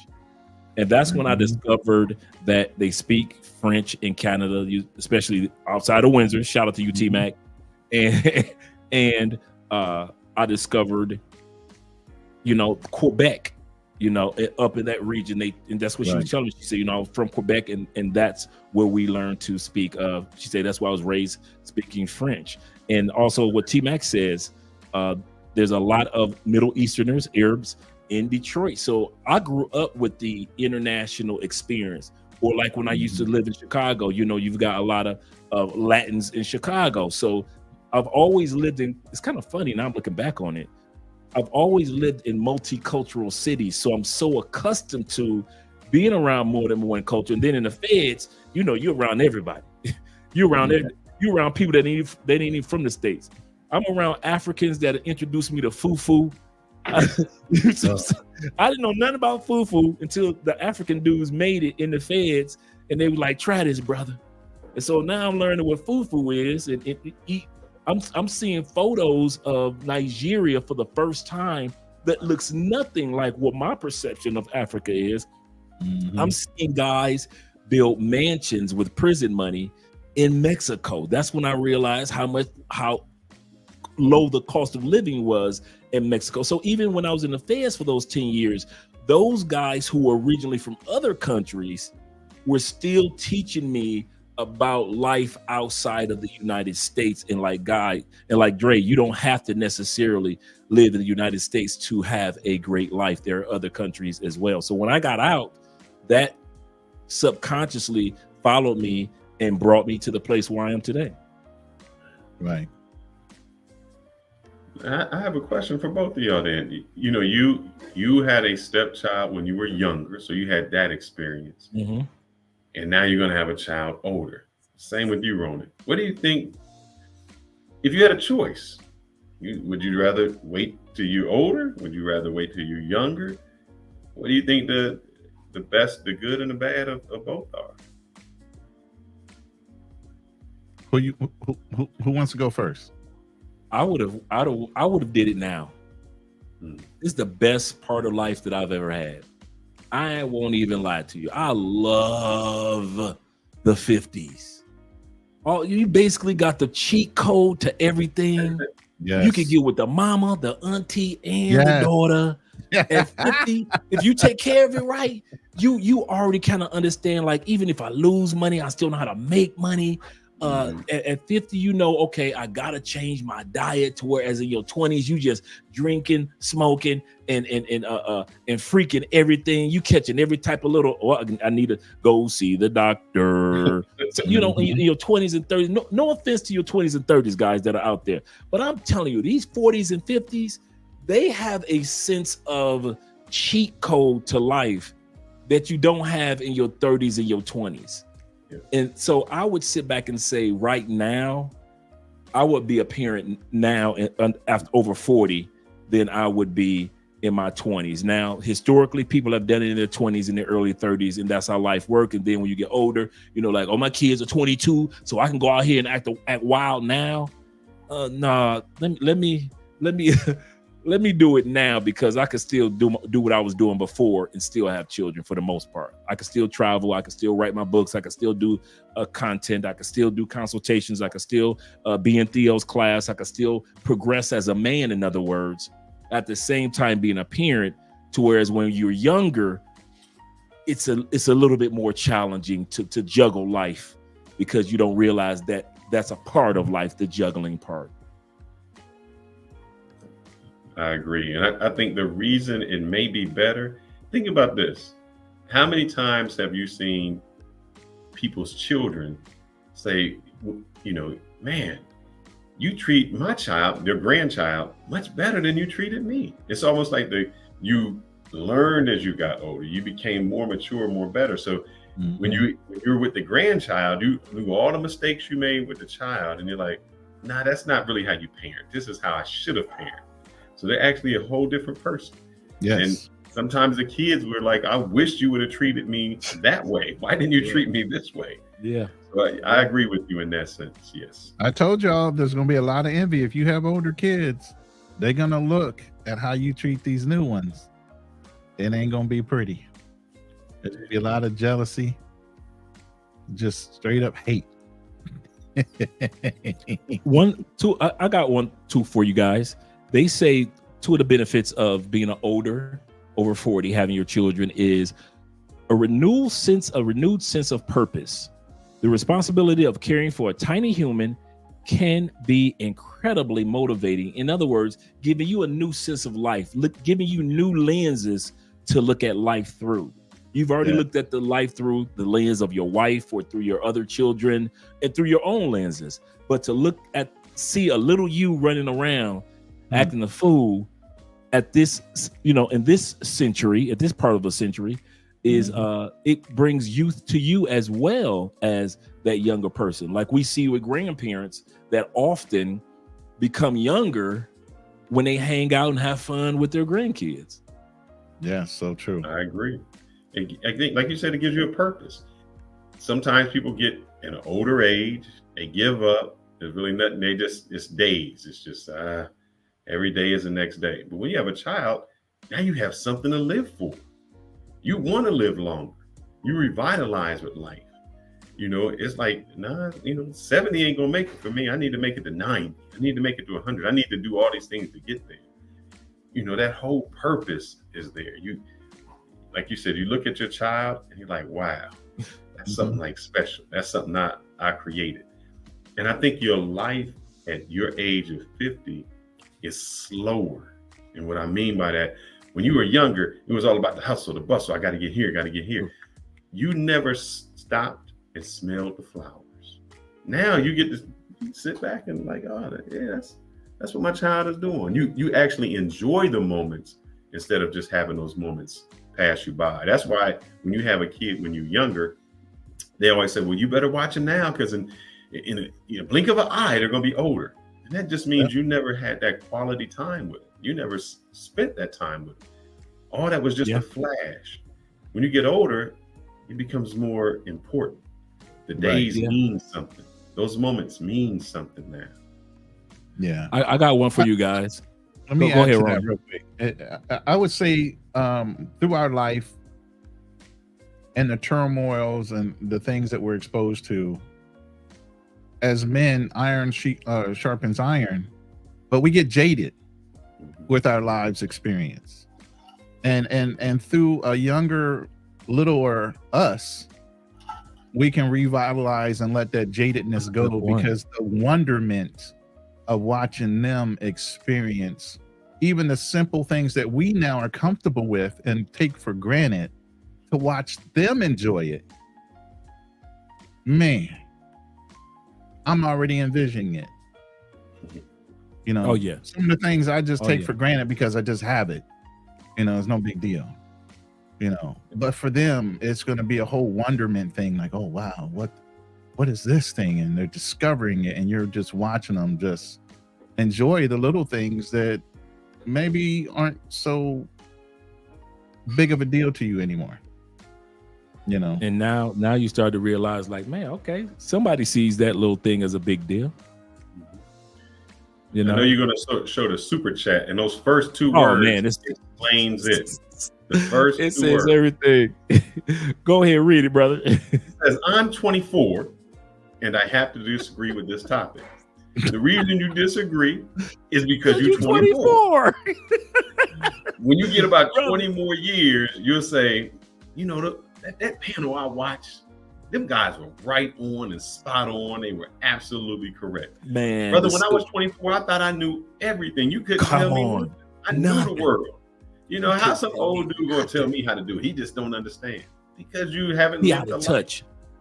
When your dad says, your dad or your mom says, I've already done what, you know, when you try to get away with something, they be like, you know, I did that already and I was better at it than you. What you're trying to do, I've done 1,000 times and I've done it better. Yep. So the reason you don't agree is you're 24 and you haven't had that experience. Now tell me, I guess my question would be, if there was a company and the company had, you know, you wanted to work for a company, that owner, that CEO of a company had lost money, gained money, seen the tide flow up, down, would you want that person at the ship, the helm of the ship when things were going bad? Or would you want that new guy who was fresh out, never experienced anything, no life qualities? Who you want to run it? You want that person who has that experience, who's been there, done that. And that's what an older person does, or has been. The things you still, just think about this. Andre is almost double your age. He's twice as much. Yeah, we are. So the things you're thinking about doing, when you were just a dream, swimming around in your father's little sacks, he was already experiencing life. He was already doing all the things you wish you could do. The music you listen to now that you think is new, we jammed to way back then. You just think hip hop is new. We were there when hip hop was invented. I mean, you on your phone. We were there before there was a phone, brother. Yeah. So yeah. I'm gonna get off my soapbox, guys. Go ahead. No, because a lot of times, you know, when you're younger, and we understand, brother, I tell you, we can relate. Do not think that Ultimate Cam, don't think that you said something that we hadn't told older people also. Older men, we was telling them, you know what you talk about, you out of touch, you know, come on, dude, you tripping. Old dude, you don't know what you're talking about, going over there with the old folks. And then, because we thought 50 was old. Yeah. We thought 40 was old. At 24, you think 30 is old. You know, you get you a 30-year-old girlfriend, you like, yeah, I got me a little son, she a veteran. Remember how we used to think if you was in your 20s and you got your little lady friend that was in her 30s, you thought you had somebody that was old, like she's experienced at 30. And then you realize that she a baby. That's somebody's child. She's still young. Remember, the human brain doesn't even finish developing until the age of 25. Brother, that's part of your brain that's not even in your head yet at 24. So do realize, we understand that you disagree because we disagreed too when we were 24. I kid you not. Facts. We're not mocking you. We're not putting you down. We're agreeing 100% with you because we were there and we told all the older dudes they did not know what they were talking about until we became the older dudes. And everything that they said, we're saying today. Life was better as a mature man compared to the immature men that we were in our 20s and early 30s. Mm-hmm. That's why they would call somebody like Andre, they call him Andre Damas. Because he already seen the future. What you trying to do? We see that future already. We two steps ahead of what you're trying to do. Yeah. I was 24 when his mother walked into the bedroom with that pregnancy stick and said, "Baby, I'm pregnant." Mm-hmm. When his mother walked to his father and said with the stick, and she said, "Baby, I'm pregnant." I was 24 on that day. Mm-hmm. So I wouldn't. The other thing that you have to realize that older dudes won't do to you. We're old enough not to lie to you. Your partners, they still kind of young, so they're gonna go from they're gonna fantasize about how life should be, or they're just gonna tell you straight up lies that are not true. Us older dudes, we ain't got no reason to lie to you. We past that age and stage. We don't lie to women. We don't lie to ourselves, and we dang sure ain't gonna lie to our younger brothers. And so when it comes to understanding life, the beauty that you have, brother, you've got a long way to grow and a long way to go, and that's beautiful and that's amazing, and enjoy it, man. But yeah, take just a few of these tips that us older brothers are giving you, just like you take some of the tips from some of your homeboys out there. Right. I used to tell my son all the time, there's nothing you can think of that I ain't already done. Yeah. And he'll start running something. I say, I've done that. Been there. Done that one too. I've run borders. I've done some crazy crap when I was a kid or when I was younger. His age, especially being in the Marine Corps. Yeah. And then the other thing is a lot of guys can't relate to what we're saying because we speak on this channel from a global perspective. Mm-hmm. And so most guys that are having their children are usually just having their children stateside only, and the children won't travel. You know, there's nothing wrong with having your kids while they're in the States. You're established in the States. But if you're a person that doesn't travel with your spouse or travel with your children, you won't understand a lot of what we're talking about in regards to the international perspective of, and also if you're a future father or a current father, and you're only having your child in one culture. Correct. If your children are black and only black, or white and they're only white, or Latin and only Latin, do realize there's nothing wrong with that, but you can't relate to what we're saying about having a child in the Philippines as well as we're being Americans, or a child that's half DR and half a Black American, or me half Colombian, half Black American. You can't relate to that.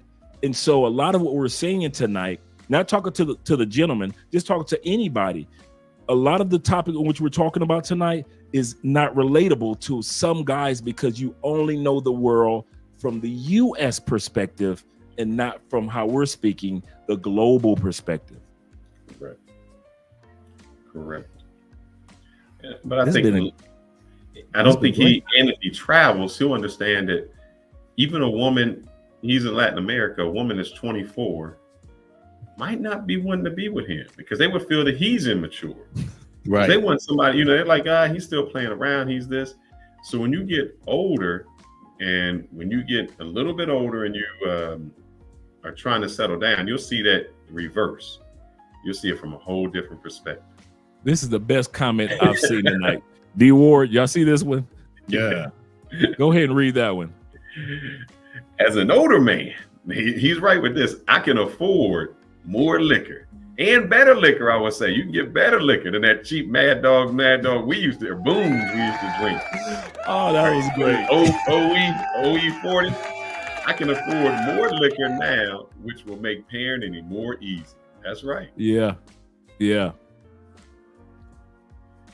is right. No, we're not to drop the link. See, that's another thing. You haven't watched us long enough. We're not to drop the link type of channel. Drop the link. That's not us, brother.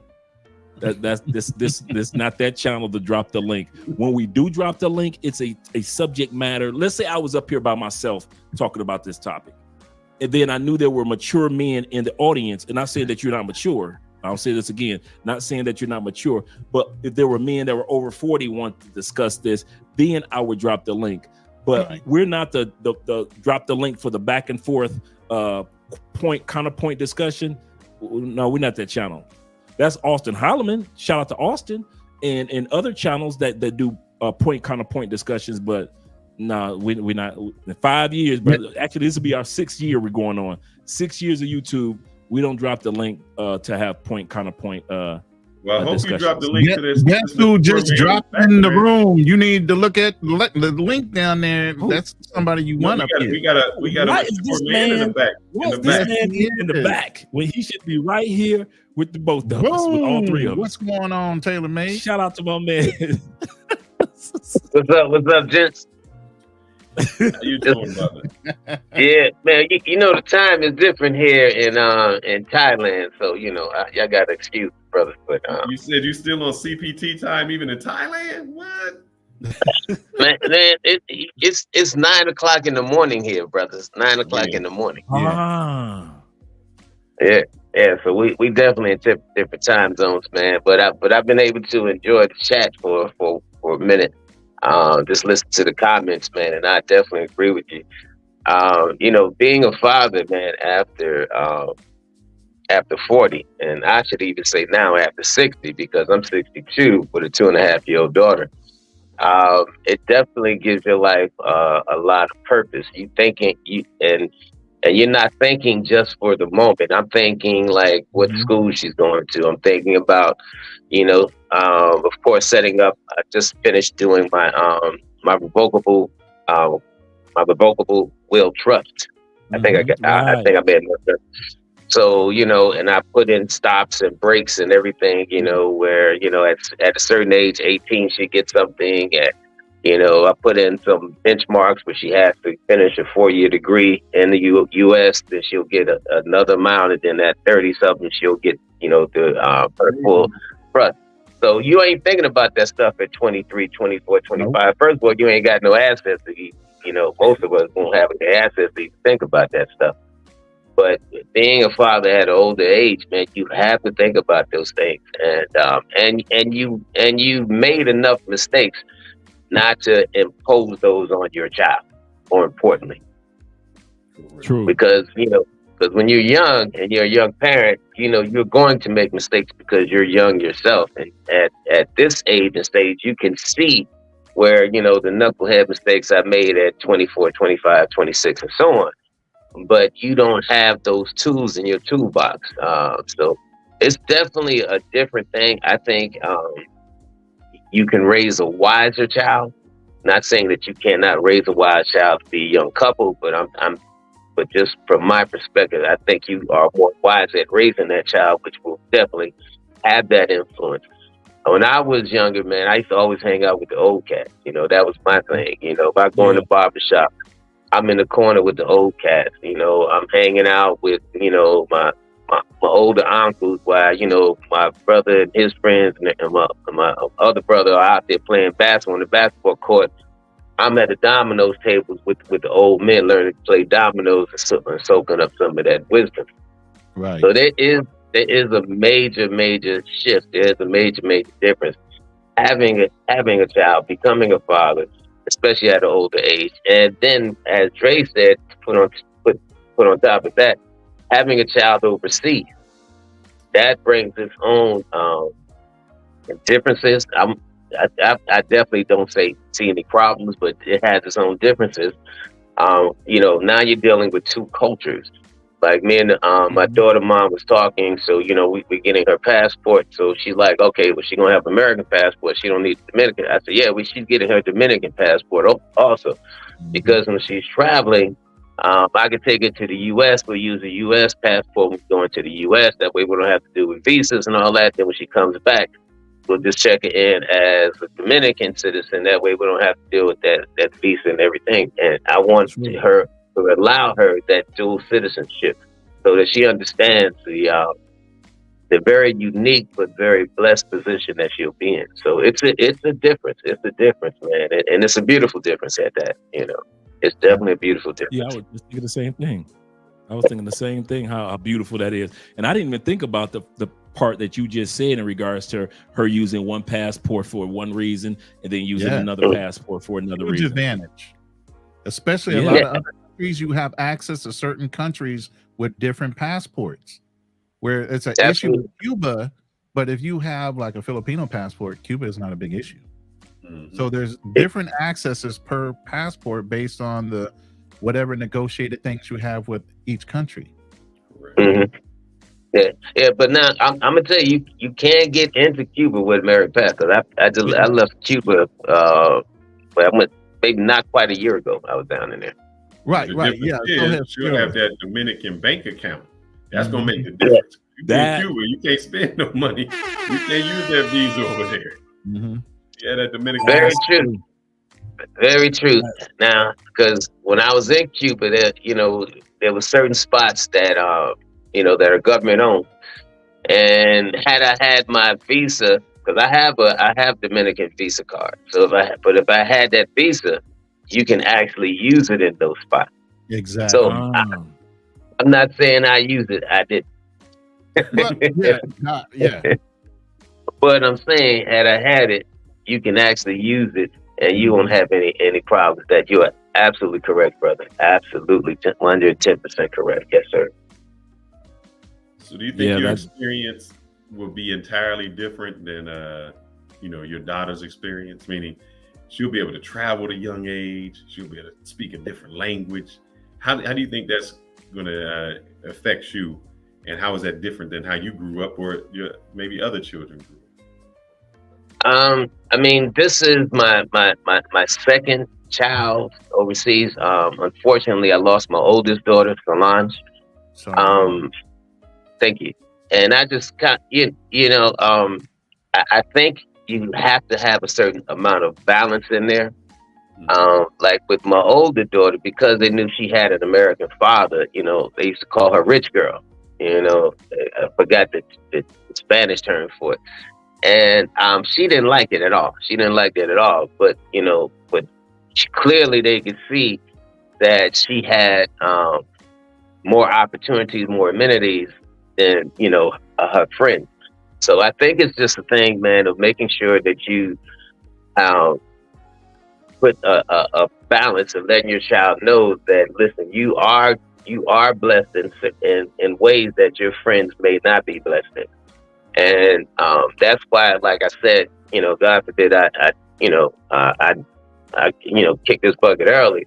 I put those benchmarks in that will that she has to meet.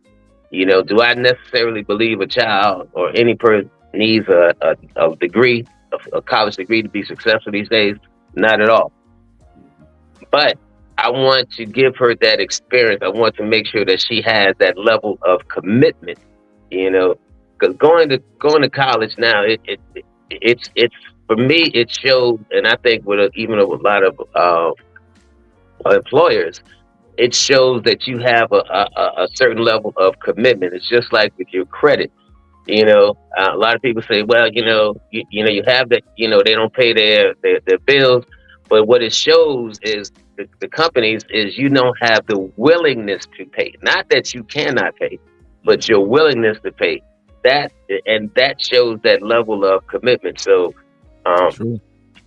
you have to instill those things in your child. So I think by me being an older person, having traveled the world, having seen a lot of life, having been there, like y'all said before the iPhone, before all this thing, I could still in my child, that sense of direction, that sense of commitment, because I do demand excellence from her. Absolutely. I will demand excellence from her. And it does not make a difference if my daughter does not consider me a friend at this age, as she gets older, as long as she knows, that I love her, that I'm proud of her, that I'm pushing her for excellence. Because me and my mother wasn't friends until I was 20-something years old, till I understood where she was trying to get me to go. And I think too many of these young people, man, now all these young people want to be their child's friend, which is ridiculous. And that's why you got these kids out here acting crazy,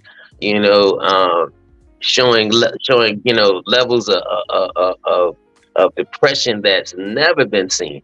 Because now you can't even go to your parent, because your parent is just as depressed as you. Y'all talking about that instead of that parent being that instead of that parent being a parent, going to be a friend of that child. So there's just a lot of shit you see, man, especially when you come outside of the U.S. and you think about what the problems that may seem enormous in the U.S. When you go outside and you're looking at it from the outside perspective and watching how other people live, you're wondering what the fuck are they talking about? You really just got to wonder what the fuck they talking about. So like I said, knowing all that, having all that knowledge, man, I know I can give my daughter probably that old sense of you ever remember, man, there's always one kid in the neighborhood that got that old soul. Mm-hmm. My wife. Yes. Yep. So, you see them at 12 and 13. It's like, man, this kid's been here before. I'm starting to see that in my daughter, because she's truly 2.5 going on 40. I mean, truly 2.5 going on 40. And I'm happy to see that, man. I'm happy to see that old soul in her now. And that way, I could just cultivate it and just hopefully make her an extraordinarily, not so much successful the way people see life as in business and everything, but successful as a human being, that she'll have something to give back to the world and to give back to my legacy. I got a question. We brought this up maybe before you got on, but you said something that kind of intrigued me. You said that you became friends with your mother when you were like 20.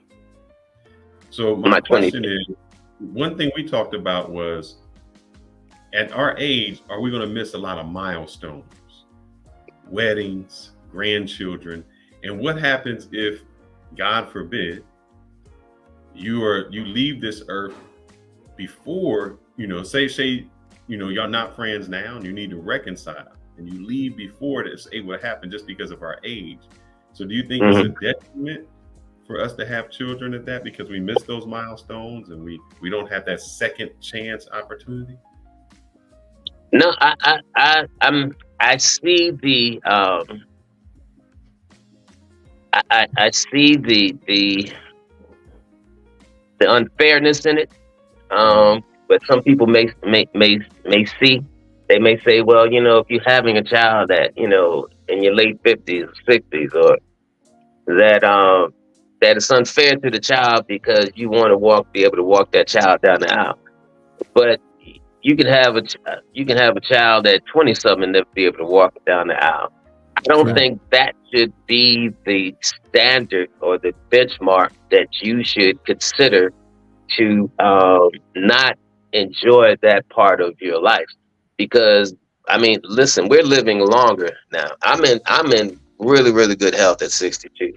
I get up in the morning, man. I hit 250 push-ups. I work out, exercise regularly now, and all that is because I want to live into my 80s. I want to be able to see my daughter at least graduate college, maybe walk her down the aisle. So that center of purpose that we talked about earlier, I think that focus is that puts more focus on me being healthy, because I want to be able to achieve those milestones with her. But I certainly would say to any cat, man, and I know a lot of successful older dudes who have asked me about this, man, listen, I'm 57 years old, I'm successful, I got money, but I don't have a legacy to leave it to. And I say, well, why not? Now, I'll be the first to tell you, I'm not going to have no children in the U.S. Just ain't going to do it. Ain't going to do it. I'm not putting the government in my damn business. I'm not throwing any shade on any older cat that has old, but I've seen it, and I've seen dudes, man. I mean, it's just sad what I see goes on with the young lady and the older person, especially if that woman knows that he has me. And no matter what you have in place, Tyrese for it is a perfect example. Even if you got prenups, even if you got concrete, documents showing that, hey, you get X, Y, it means absolutely nothing, because this chick hired 3, not attorneys, but 3 law firms to break everything. So me having a relationship with a lady in the States, getting her pregnant, that's never going to happen. So I would tell any older cat, if you're going to do that, leave the damn country. Don't do it in the U.S. Leave the country. Like I said, you know, me and my daughter mama are not together now, but that's by her choice because she was living with me. You know, me and my daughter mom were together 2 years before she got pregnant. She was living with me during the pregnancy. After the pregnancy, it was her choice to leave. Not a problem. But we do, at this point, you know, we have some rocky road, but at this point, we have a really, really great relationship. I don't have those crazy issues, baby mama drama. There's a little bit, but not even on a quarter scale as I see cats, my friends, going through in the U.S. So that's what my best advice would be. Listen, if you're an older cat, you got your shit together, you want to start that legacy, don't do it in the U.S. Go outside the U.S. Absolutely. There you have it. There you have it. Even those that have gotten their wives from outside the U.S. Yeah. There's nothing wrong with going outside the U.S., man. There's nothing wrong with it. I'm telling you, there is absolutely nothing wrong with it. You know, it could be this, and even if, you know, like I said, if you and the lady split up, what would be the difference between, let's say, if you were from New York, but you had to move to California for job opportunity, you still got kids in California. You know what I'm saying? It's the same thing. You hop on a plane, you go see your child, you spend time. When I'm in DR and I see my child, I'm there for months at a time. So it's not like I do a drive-by weekend and I'm out. I'm there for 3 or 4 months because I have a residence there. And I keep that residence there, man, because I want my daughter to go into her same room that she's been knowing since she was born, you know, right, playing with the same toys. So yeah, familiarity, that's what you want to give that child, that stability and that familiarity. See, that's what we brought up earlier about having like a home. And I told them I would be inclusive of her family having access to the home so that when we travel, they could babysit the kids in our home because they're more comfortable within their own environment versus me having to cart them in the Philippines to whatever situation that her parents are living in, you know, but there will always be a place for the family, you know, within my community. Obviously, I'm moving into their country. You know what I mean? Oh yeah. Do you think having a child at an older age gave you a new lease on life? I know that's a weird way to say it. You were talking about working out, exercise, you doing all those things. Do you think it gave you purpose, a new lease? Like, I got something to live for. For me, it did because I lost 2 children. I lost my son in the States. He died at 42. 41. And I lost my older daughter, who was Dominican. So losing 2 kids, man, I mean, honestly, there was a lot of brokenness inside me, man. You know, the worst thing that can happen to any parent, any person, man, is to bury your child, you know, because it's not natural. There's nothing natural about burying your child.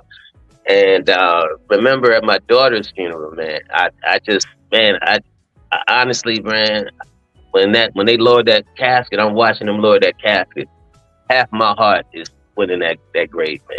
I was just broken. And, you know, time definitely helps heal. It does not, it definitely does not replace the love that you have. You know, I remember one day, man, because my brother unfortunately got killed, and I was in my room crying. I was visiting my mother. My mother said, "What are you crying about?" I said, "Well, you know, thinking about Solange, thinking about Julian." And I asked my mother, I said, "You know, how did you get rid of this pain?" And my mother looked at me and said, she said, "What makes you think I got rid of the pain?" She said, "If you lose an arm," she said, "will you still miss that arm?" I said, "Of course." She said, "That's the way you're going to have to be." She said, "But now you're missing 2 arms, unfortunately." She said, "But it does get better." And it does.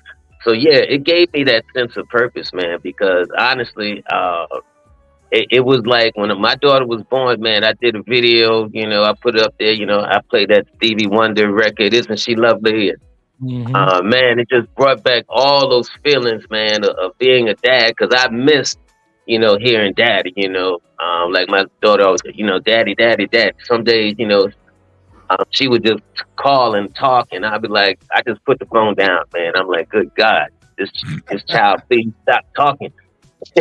But I missed all that. So by having my daughter Amber, man, it just brought a new purpose, a new direction in my life, man, and it definitely helped heal some of those hurts, some of those wounds that had been just kind of eating me up inside.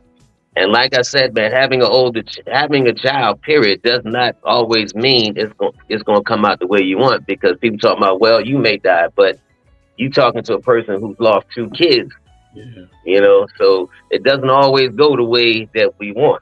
So definitely do not let that stop you. Excellent point. Excellent point. The brother came in with some words of inspiration. Now I know. I told you, that's why, Andre, that's why I said I wanted to start off with the bad, and we end up with that good. It makes you it makes you feel good, it inspires you, It does, man. It's a beautiful thing. It's a beautiful thing, man. I'm trying to wait for Andre to start making them babies, man. Give me a reason to come to Colombia. Hey, our plan is next year for numero uno. That's what we've already been going to the doctors. We've been getting everything set up. So next year, that's the year in which we officially are going for numero uno. So we're excited about it. You go through that excitement, nervousness, but it's a good thing overall, especially since we're such a close couple off camera. It's like the couple y'all see on camera just amplify the closeness off camera. We really are friends, and as well as a loving couple off camera as well. And so that helps us out in that dynamic. She's already talked about how she's going to be when she's pregnant and how she's going to act and behave. And I'm like, okay, we'll see once that day happens. You might be the exact opposite. But I need that baby sound right now. I know, right? I know. So, we kind of run to the corner market to get some pickles and some peppermint ice cream and stuff like that. Run to the corner market, man. Listen, I am in the age of Uber. All I gotta do is hit Rappi. It's gonna be delivered in about 15 minutes anyway. See, these are benefits of the era that we live in. Hello. You can just get it all delivered. That's what I'm saying. You're right about that. It can be delivered. You don't have to run nowhere. Yep. Baby formula, Pampers, all that stuff can be delivered in 10 minutes. so that's the cool part about this era in which, and that's a good point of fatherhood. At this stage with Taylor Made Dreams, parenting is a completely different dance in this technological world of you be able to see your children. If I'm in another country, like Taylor Made Dreams, he's able to do a video chat. That wasn't like that when we were kids. Oh yeah, no way. With your parents, and or if your father was in the military and he was based out of the country, there was no really video chat on a regular basis to be able to do those things. Last night I used this as an example. Remember Dick Tracy? Yeah. Dick Tracy, what do we got on our wrist now? Dick Tracy. Yeah. Dick Tracy had it back in the day. Yes, he did. That's crazy to me. I was just saying that yesterday. I know I said this, and I think, anybody who lost their parent, and like I lost my mom, my father, and I can have the memory of what they sound like, or memory of, their actions, but it's just that few glimpses, like that one Polaroid picture you have, or that one picture you had to get developed. And I'm thinking about it now, you can actually make videos for your child. A whole diary of who you are. No, they don't have to live through that one photo, that one event, that one time. We got it right here. I mean, you can tell your whole life story every day with them, telling them who you are, what you are, how much you love them, so that even if you aren't around when the grandkids are, they say, hey, you want to meet your grandfather? Watch this. This is who he was.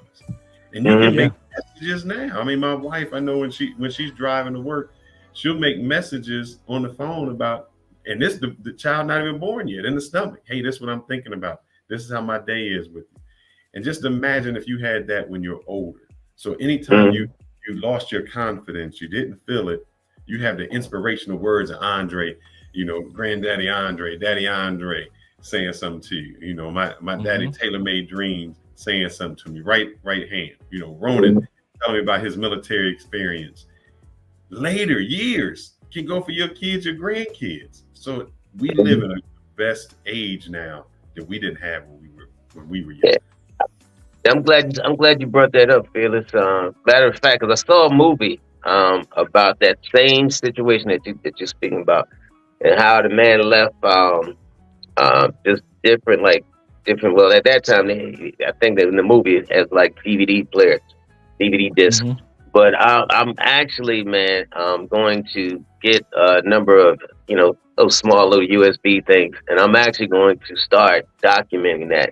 And just put them in an envelope. You know what I'm saying? Just put them in an envelope and just throw them in a safe, man. And after I'm here, if I happen not to be at my daughter's wedding, she'll still have me, and I'm gonna name all the envelopes, on your wedding or your 18th birthday or whatever, just those different milestones, or when you're feeling sad, this is my advice. So yeah, absolutely, man. And I think we should take, especially being an older father, we should take opportunities of the technology that's available today so that our child does not miss those important talks with you. Absolutely, brother. I'm glad you brought up that point, but absolutely. And I'm definitely going to be doing that myself. Yes. You never know how advanced AI now is. If we start documenting that stuff now, AI can take a combination of all those videos and all those recordings and make a you. So they can have full-blown conversations with you based on the knowledge base of what the AI learned about who you were. And now you can do it in different languages now. Yeah. You can actually make a video in English now. And I've got the apps. You can make a video in English of you just speaking in English, and you take that AI in that same video and it'll translate you into Spanish, and you're literally speaking Spanish. Your lips your movement, voice, in your voice, it'll be your voice, it'll be your lips moving, it'll be as if you were fluent in that particular language, or in French or in Swahili. So I was just telling everybody that ChatGPT has an upgrade now, the mobile app. You can actually, if you download the new ChatGPT mobile app, it has a button for audio. It will interpret real time for you. You can say, I speak English, she speaks Ilocano. Can you please interpret everything I say into Ilocano and anything she says back into English? And it live translates in real time everything that you say verbally to her in her language. That's just in an app right now for ChatGPT. Yeah. So it's incredible how fast AI is growing. I was trying to think of the word, a hologram. When they have the 3D hologram, you go to a concert, so you got standing up your whole hologram right there. So amazing. And you gave me a bright idea, Taylor May, man. I think that's important for all of us on this panel to do. Yeah, absolutely. It's definitely in the works. Yep. For all those times. Sir. And I think, and it's crazy because shout out to the lead attorney. I was watching him yesterday, and he has cancer. He's going through a cancer battle. Yeah. He was playing some videos, and there was a guy on there, and he said he was a YouTuber. He said, if you watching this, I'm already gone. Wow. And it was so deep to hear that. So the guy already knew he had cancer, and he was saying, this is what I'm telling you. This was my message, and I wanted you to hear it. But those words just hit. It's like, if you watching this, I'm already gone. So he already had made a video about his life. So imagine when you do that to your child to say, hey, if I'm not at your wedding, I'm here at your wedding. Here's what I want you to know about your wedding or your graduation, or, this is my first grandchild that you have. Hey, this is how I want you to raise it. How impactful something like that can be. we live in an age now, you know, we all using technology. I hope that we start using it to those benefits, to not just say, hey, I'm just making this little tape or something like that. Right. And Absolutely. so if you guys don't get anything out of this panel, I know I got that out of it. You know, if no idea, that's something I can take with me that really stuck. I greatly appreciate that. I was just dropping the link for you guys that are watching us. 46 people are here. Shout out to you guys. Shout out to you guys that have donated through Cash App and PayPal as well. I just dropped the link for that AI app that you guys can or website that you can go to actually, it asks you to just make 30 seconds of you talking into a camera slowly, like you would regularly talk, but just talk slowly. And then it asks you to upload to this link I just put in the comment section. Once you upload it into the link, now it knows how your mouth moves. That's why they ask you to talk slowly. My name, and just say anything for 30 seconds. My name is Andre. I live in Cali, Colombia. And so it'll take how my mouth moves, and then it'll do it in Spanish because it knows how my mouth moves now.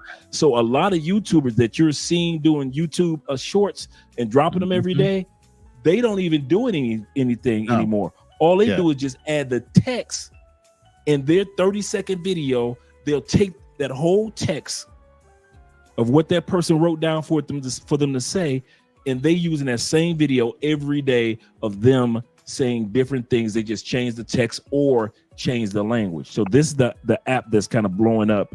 Wow. That guys are actually doing that on. 11 Labs is similar to that, but I wanted to see how yours. Yeah, 11 Labs is like that too. Yep.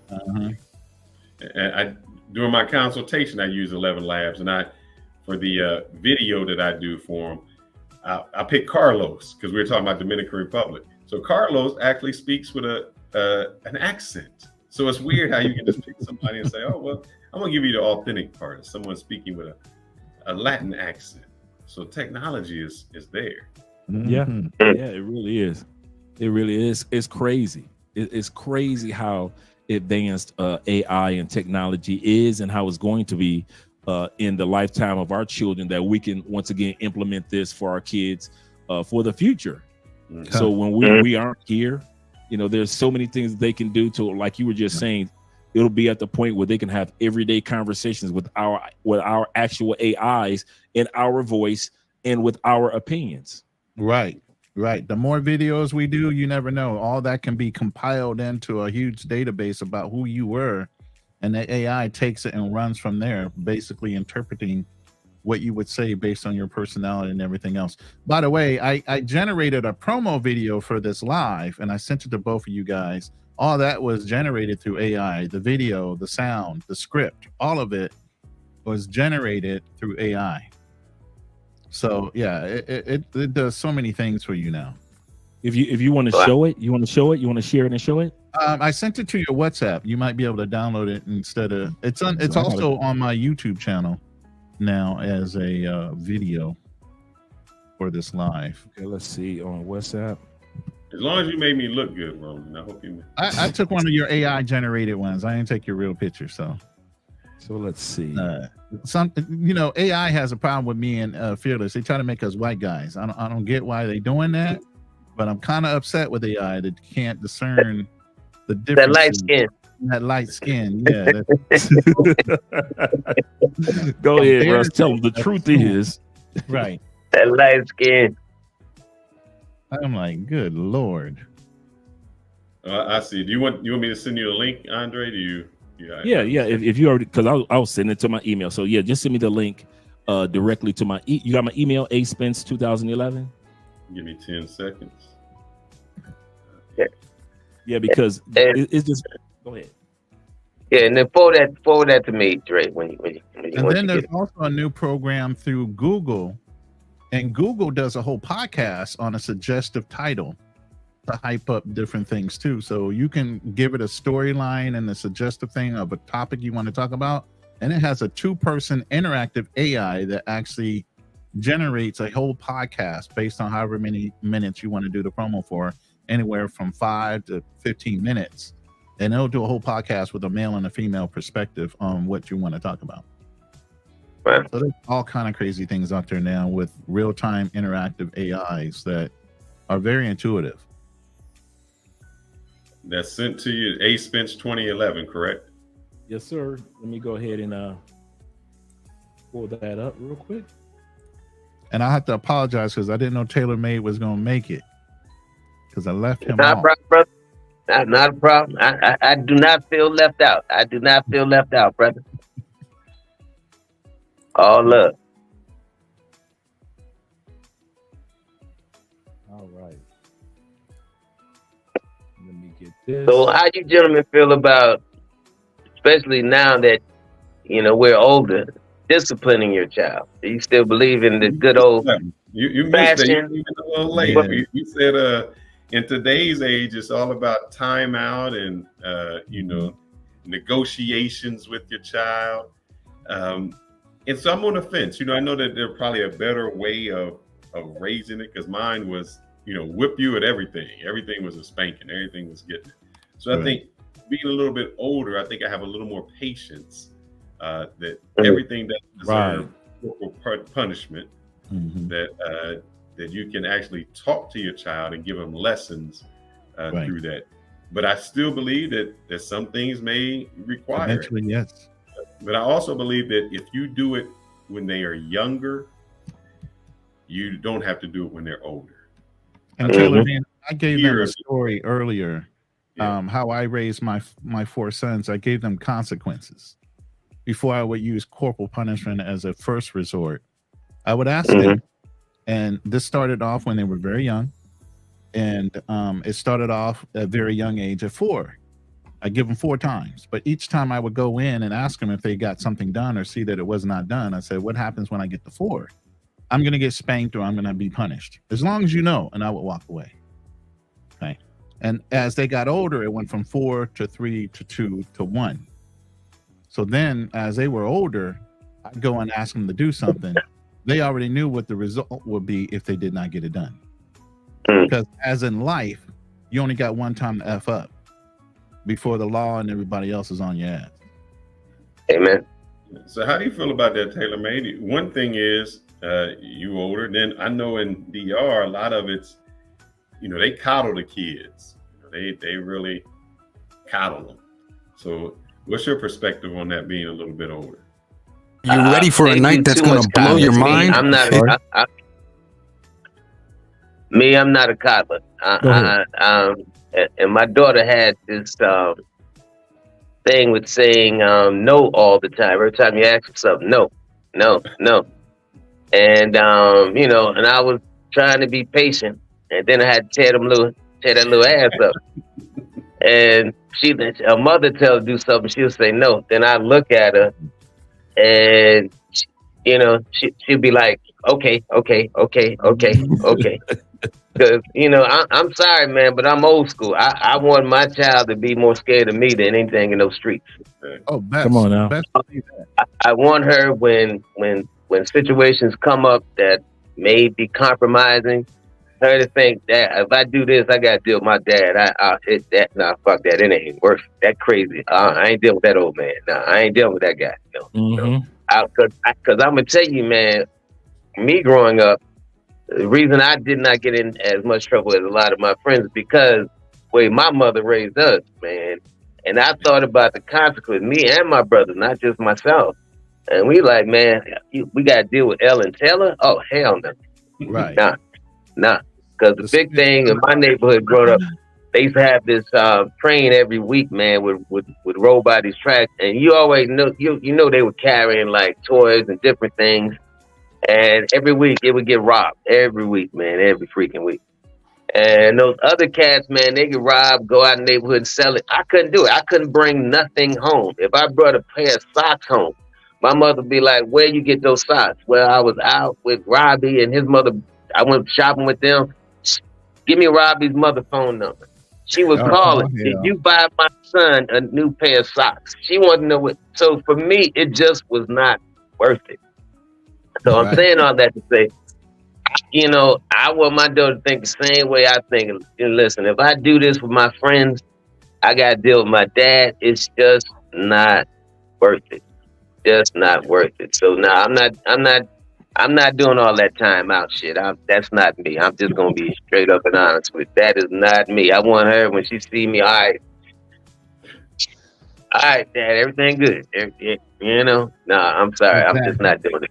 I ain't got time for it, man. Like I said, you know, I'm older now, so I ain't got time for that shit. No, we old school all the way, goddamn. We old school all the way. And her mother knows, man. You know, like when I pat on her butt, you know, she got a pamper, so she ain't feeling nothing. But her mother, man, she couldn't even take. She went out the room. But like I said, when I ask my daughter to do something, she does it. When her mother asks her to do it, she look at her mother sometimes and say no, and she mean it. Like, nah, I ain't doing it. But we don't have that problem with me no more, though. We don't have that problem. No. You know, you remember, man, when you watch the pictures and the dad will come in the room and like the mom may be saying something, but as soon as the dad step in the room, shit changes. Like atmosphere. Yep. The whole atmosphere gets sucked out the room. Like, oh shit. Now I'm really. Yeah.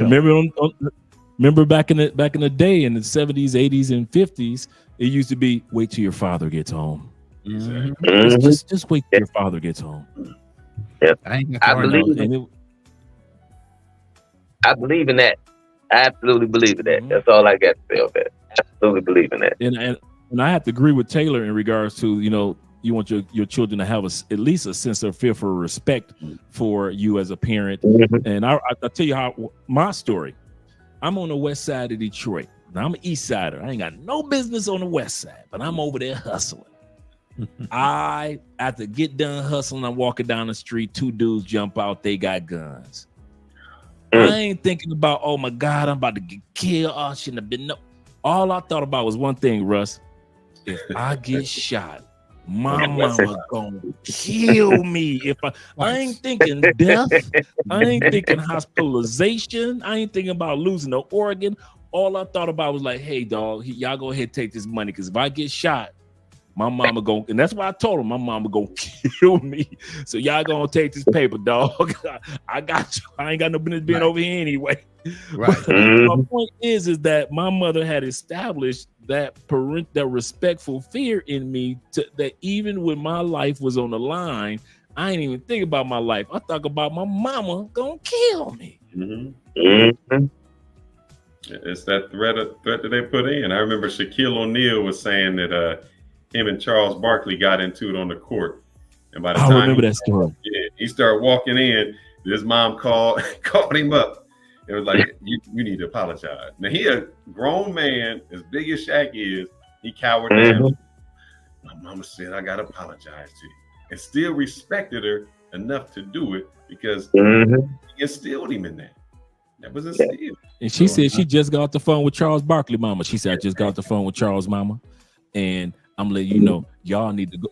You need to apologize and take care of this and squash this. And I'm like, I mean, those mothers were moving fast, fast to squash that. But that started when they were young. Sir. You can't wait to child turn 18 and decide, all right, I want to switch from your friend to your parent now. No, that starts at the beginning. Now, once you get older. Yeah, now when you're in your 20s, you know a little something more. Now we could be friends because you know you're on that path, but you can't do the reversal. But now, man, like this X generation, this Z generation, everybody want to be their child's friend. Even my daughter, mom, she want to be her friend.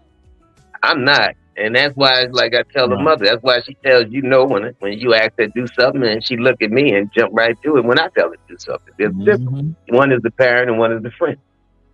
That's how it is. The challenge that I have to expect if we have a boy, because in Latin cultures they spoil the hell out of boys. Yes. Boys don't do no wrong, and so you know me being American, I used to tell my stepson, I said, boy, you know you built for ass whoopings. You know you got an extra layer of ass that's made specifically for ass whoopings. If you don't enough, you built for ass. Your sister ain't built like that. She got, she just built like a girl. I say the Lord gave you an extra layer just for ass whoopings. Don't make me take advantage of that layer, boy. Go on in there and do what I asked you to do. And I I only heard had to that. spank my stepson one time, but I used to always use that one. Boy, you know you built for ass whoopings. Mhm. Believe me, they didn't want to try us. They didn't. No, Them no, boys weren't built like that. no. Mm-mm. You know. Yeah, definitely. But we've been on here for 2.5 hours. I don't want to keep you guys all night, and plus I'm in Theo's class, so I got homework. Before you leave, go homework ahead and on play homework. Ronan's little extra or intro. Oh yeah, I got that set up too. I'm glad that Ronan mentioned that he made this 100% with AI, gentlemen. And so let me pull that up and show the video. Give me a second, gentlemen. I just had it up too. I just had it up, about to play it. There we go. Ladies and gentlemen, are you ready for a night that's going to blow your mind? It's the podcast you've been waiting for, and it's all going down tonight on Love Crossing Borders, hosted by none other than the man himself, Andre. And let me tell you, this episode's going to be one for the ages. We got two powerhouse guests joining the mic tonight. First up, we have Ronan Travelers, a semi-retired Marine businessman and father with a life story that could write its own book. From military service to business and fatherhood, he's got wisdom and experience for days. But that's not all. Joining the conversation, we've got Fearless Podcast, another incredible businessman and father ready to share his perspective. These two dynamic men are here to drop some serious knowledge, especially as more and more older men are taking their journeys beyond borders. Tonight, we're talking travel, business, and fatherhood, how these men are redefining life and adventure as they cross boundaries, literally and figuratively. You don't want to miss this. Trust me, it's going to be raw, it's going to be real, and it's going to be filled with inspiration. So grab your headphones, get comfy, and tune in tonight to Love Crossing Borders with Andre, featuring Ronan Travelers and Fearless Podcast. It's a conversation you won't find anywhere else. 8 p.m. sharp. Be there. Oh yeah. Man, I like that. And all that was with AI. Goodness gracious, the things that you can do. Wow. I may have to call you, Ronan. I may have to call you, bro. Wow, that was amazing. Yes, sir. Yeah, I whipped that out Yes, right before sir. we got on tonight. I was pressing to get it done. That was Oh, nice. and how long- I like Now, that. all you have to do now is attach the link to that, and then you can run it as a promo for them to click on the link and come back into the replay. Mhm. Oh wow, okay, cool deal. Your StreamYard now has the intro and the outro automatic. I saw that. I saw that now that they have the intro and outro. Absolutely. So I'll have to get all that set up. The guys like, the cowgirl outros and the police women outros, things like that. So shout out to all the guys that came in tonight to tonight's live stream in regards to fatherhood in your 40s or over 40. So guys, definitely we gave a lot of information, and we gave a little bit of information in regards to AI that we put in the chat. So guys, make sure you take advantage of it, because you see the results that Ronan was able to get in regards to his live stream. And closing, gentlemen, what would you guys have to say, your last bit of information that you would share to guys that are thinking about doing what you guys are either have done or are about to do as far as fatherhood over 40? Well, let me say this real quick. I ran 2 polls during our live. One of the polls was, would you have kids after 40? 80% of the people that answered the poll said yes. 20% said no. Then I ran a secondary poll that said, are you planning on living abroad in the future? Out of the voters, 100% said yes. Wow. They are planning to live overseas. So of your listeners, everybody is definitely considering living overseas. They're just trying to pick objectively where they want to live overseas at. So in that respect, you have to look at what we talked about, having children overseas, whether the laws in those seas overseas, and how is that going to benefit you as far as your access to resources, and for them, for your legacy. One of the reasons why I would plan on having kids in the Philippines is also because of legacy.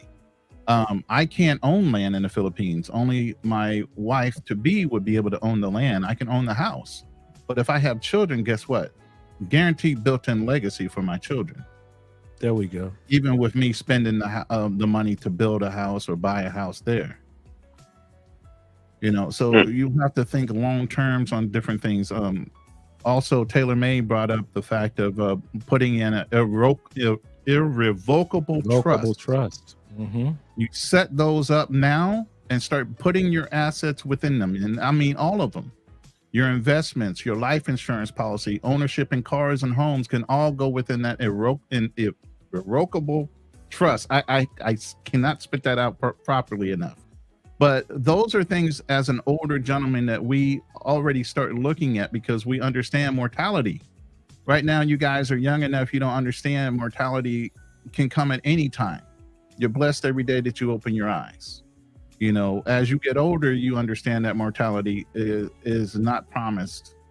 So then you start preparing, not to say you're going to end your life, not to say that you're going to die tomorrow, but at least your kids are going to be well prepared for and taken care of because of the resources and assets you took all these years to build. They're not going to go to waste. They're not going to get lost in probate court because your kids want to fight over a life insurance policy, even though you have already set up how you wanted to do it in a will. A will is not going to stop people from going to court to fight. A trust will. So with that, all I'm saying is, plan your future well, continue to grow your resources. And hey, 40 plus is the perfect time to have children because you should already be established. This is the whole thing of what you're doing right now. You're building in your 20s and 30s. By the time you're in your 40s, you should be comfortable and established well enough that you should be able to have children with no big deal. Now the thing is, you got to look at country laws. Obviously, we don't even want to get married in the United States, let alone have kids right now because of laws. So, going overseas are going to be your best options. And I'm going to land my plane with that. There we go. Great statement. Russ? Yeah, I would say concentrate on your health because health is your wealth, man. Without your health, you can't do anything, especially as you get older. There's certain exercises I think at a certain age you need to do, because you got to keep your strength up because if you don't, man, trust me, you will lose it. Like they say, if you don't use it, you lose it. So there's certain exercises I do every day. I'm still working. I just started back working out with weights. Like I said, I do my 250 push-ups a day, and I started out 6-7 months ago, man, on my knees, trying to do 5, and now I'm doing 250 off my knees. So your health and that living revocable trust is a must. Is a must. And within that, like any investments I got going on, the beneficiary on all of my investment is that living revocable trust. That's the beneficiary on everything. And like I said, within that living revocable trust, I have exactly lined up how I want it. And like I said, you can set benchmarks in there also that your child must meet in order to receive those funds. So those two things, man. Concentrate on your health, concentrate on what you want to happen in case of your demise, and you'll be good. You'll be able to sleep at night. And that's the main thing, man. I want to be able to lay my head down and not wonder what's going to happen to my investments, the money after I'm long gone. You just want as much peace as you want. So, man, concentrate on your health, do some healthy things, man. Just make it a healthy lifestyle. That means you got to go crazy, but just y'all know what I'm saying, man. Get into that more healthy lifestyle, man. That way you're able to move with your child. You'll be able to be active with your child. The worst thing to do, man, is have your child run somewhere at 2, but you can't even chase them to save them from running in the middle of the street. So get on top of your health. And I'm gonna land my plane on that. That was a good landing. This real quick. All right, Fearless. All right, brother. I'm gonna make it simple, sweet, and to the point. So 3 things. The most selfish thing we can do is to leave this earth with all the knowledge we have and not pass it on. As they say, life is not measured by the number of breaths we take, but by the moments to take our breath away. And I think having a child at this age does it. Because the graveyard is the richest place on earth because it is there you find all the hopes and dreams that were never fulfilled. So don't let anyone tell you that you're too old to do anything. You can contribute to a life and have purpose, not only for you, but for generations to come. Who knows? You could be having the next president of the United States or Colombia. All right. I love that, brother. I know, right? Wise words. Like I said earlier, somebody's got to be Martin Luther King Sr. in order for there to be a Martin Luther King Jr. So I'm glad that you guys came up with this particular topic. I'm glad that we got a chance to speak about this, because it's not often that men over 40 are encouraged to continue on with life while in the States. A lot of us have learned outside the States. What we're talking about is the norm. And that's what my last statement is. Guys, there's a norm in the United States and there's a norm outside the United States.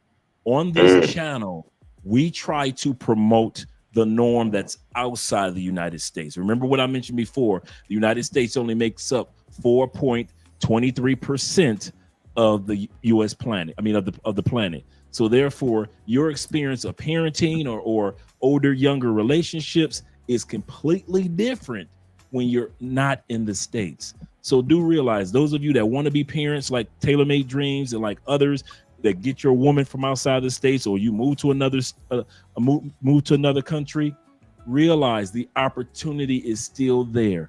The United States teaches you that when you hit a certain age, you need to retire from accomplishing whatever you need to accomplish. But other countries show you no matter what stage and age of life that you're in, you still have opportunity to be a great man as well as a great father. And at the end of that, we want to just end the live stream and say thank you for all you guys that have came through. And we're going to end up with these cowgirls, because I know these guys want to see the cowgirls before we. Yeah, we're both in Texas, me and Fearless. So hell yeah, bring them on. Okay, we got the cowgirls coming through. Let me get to them right now for the outro. Shout out to all you guys that are here. Here we go.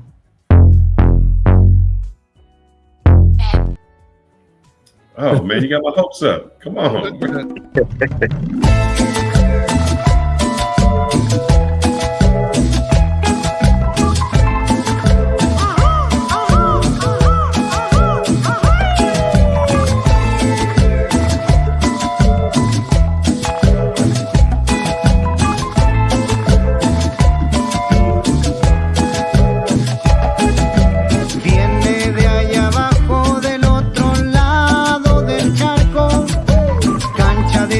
Sudor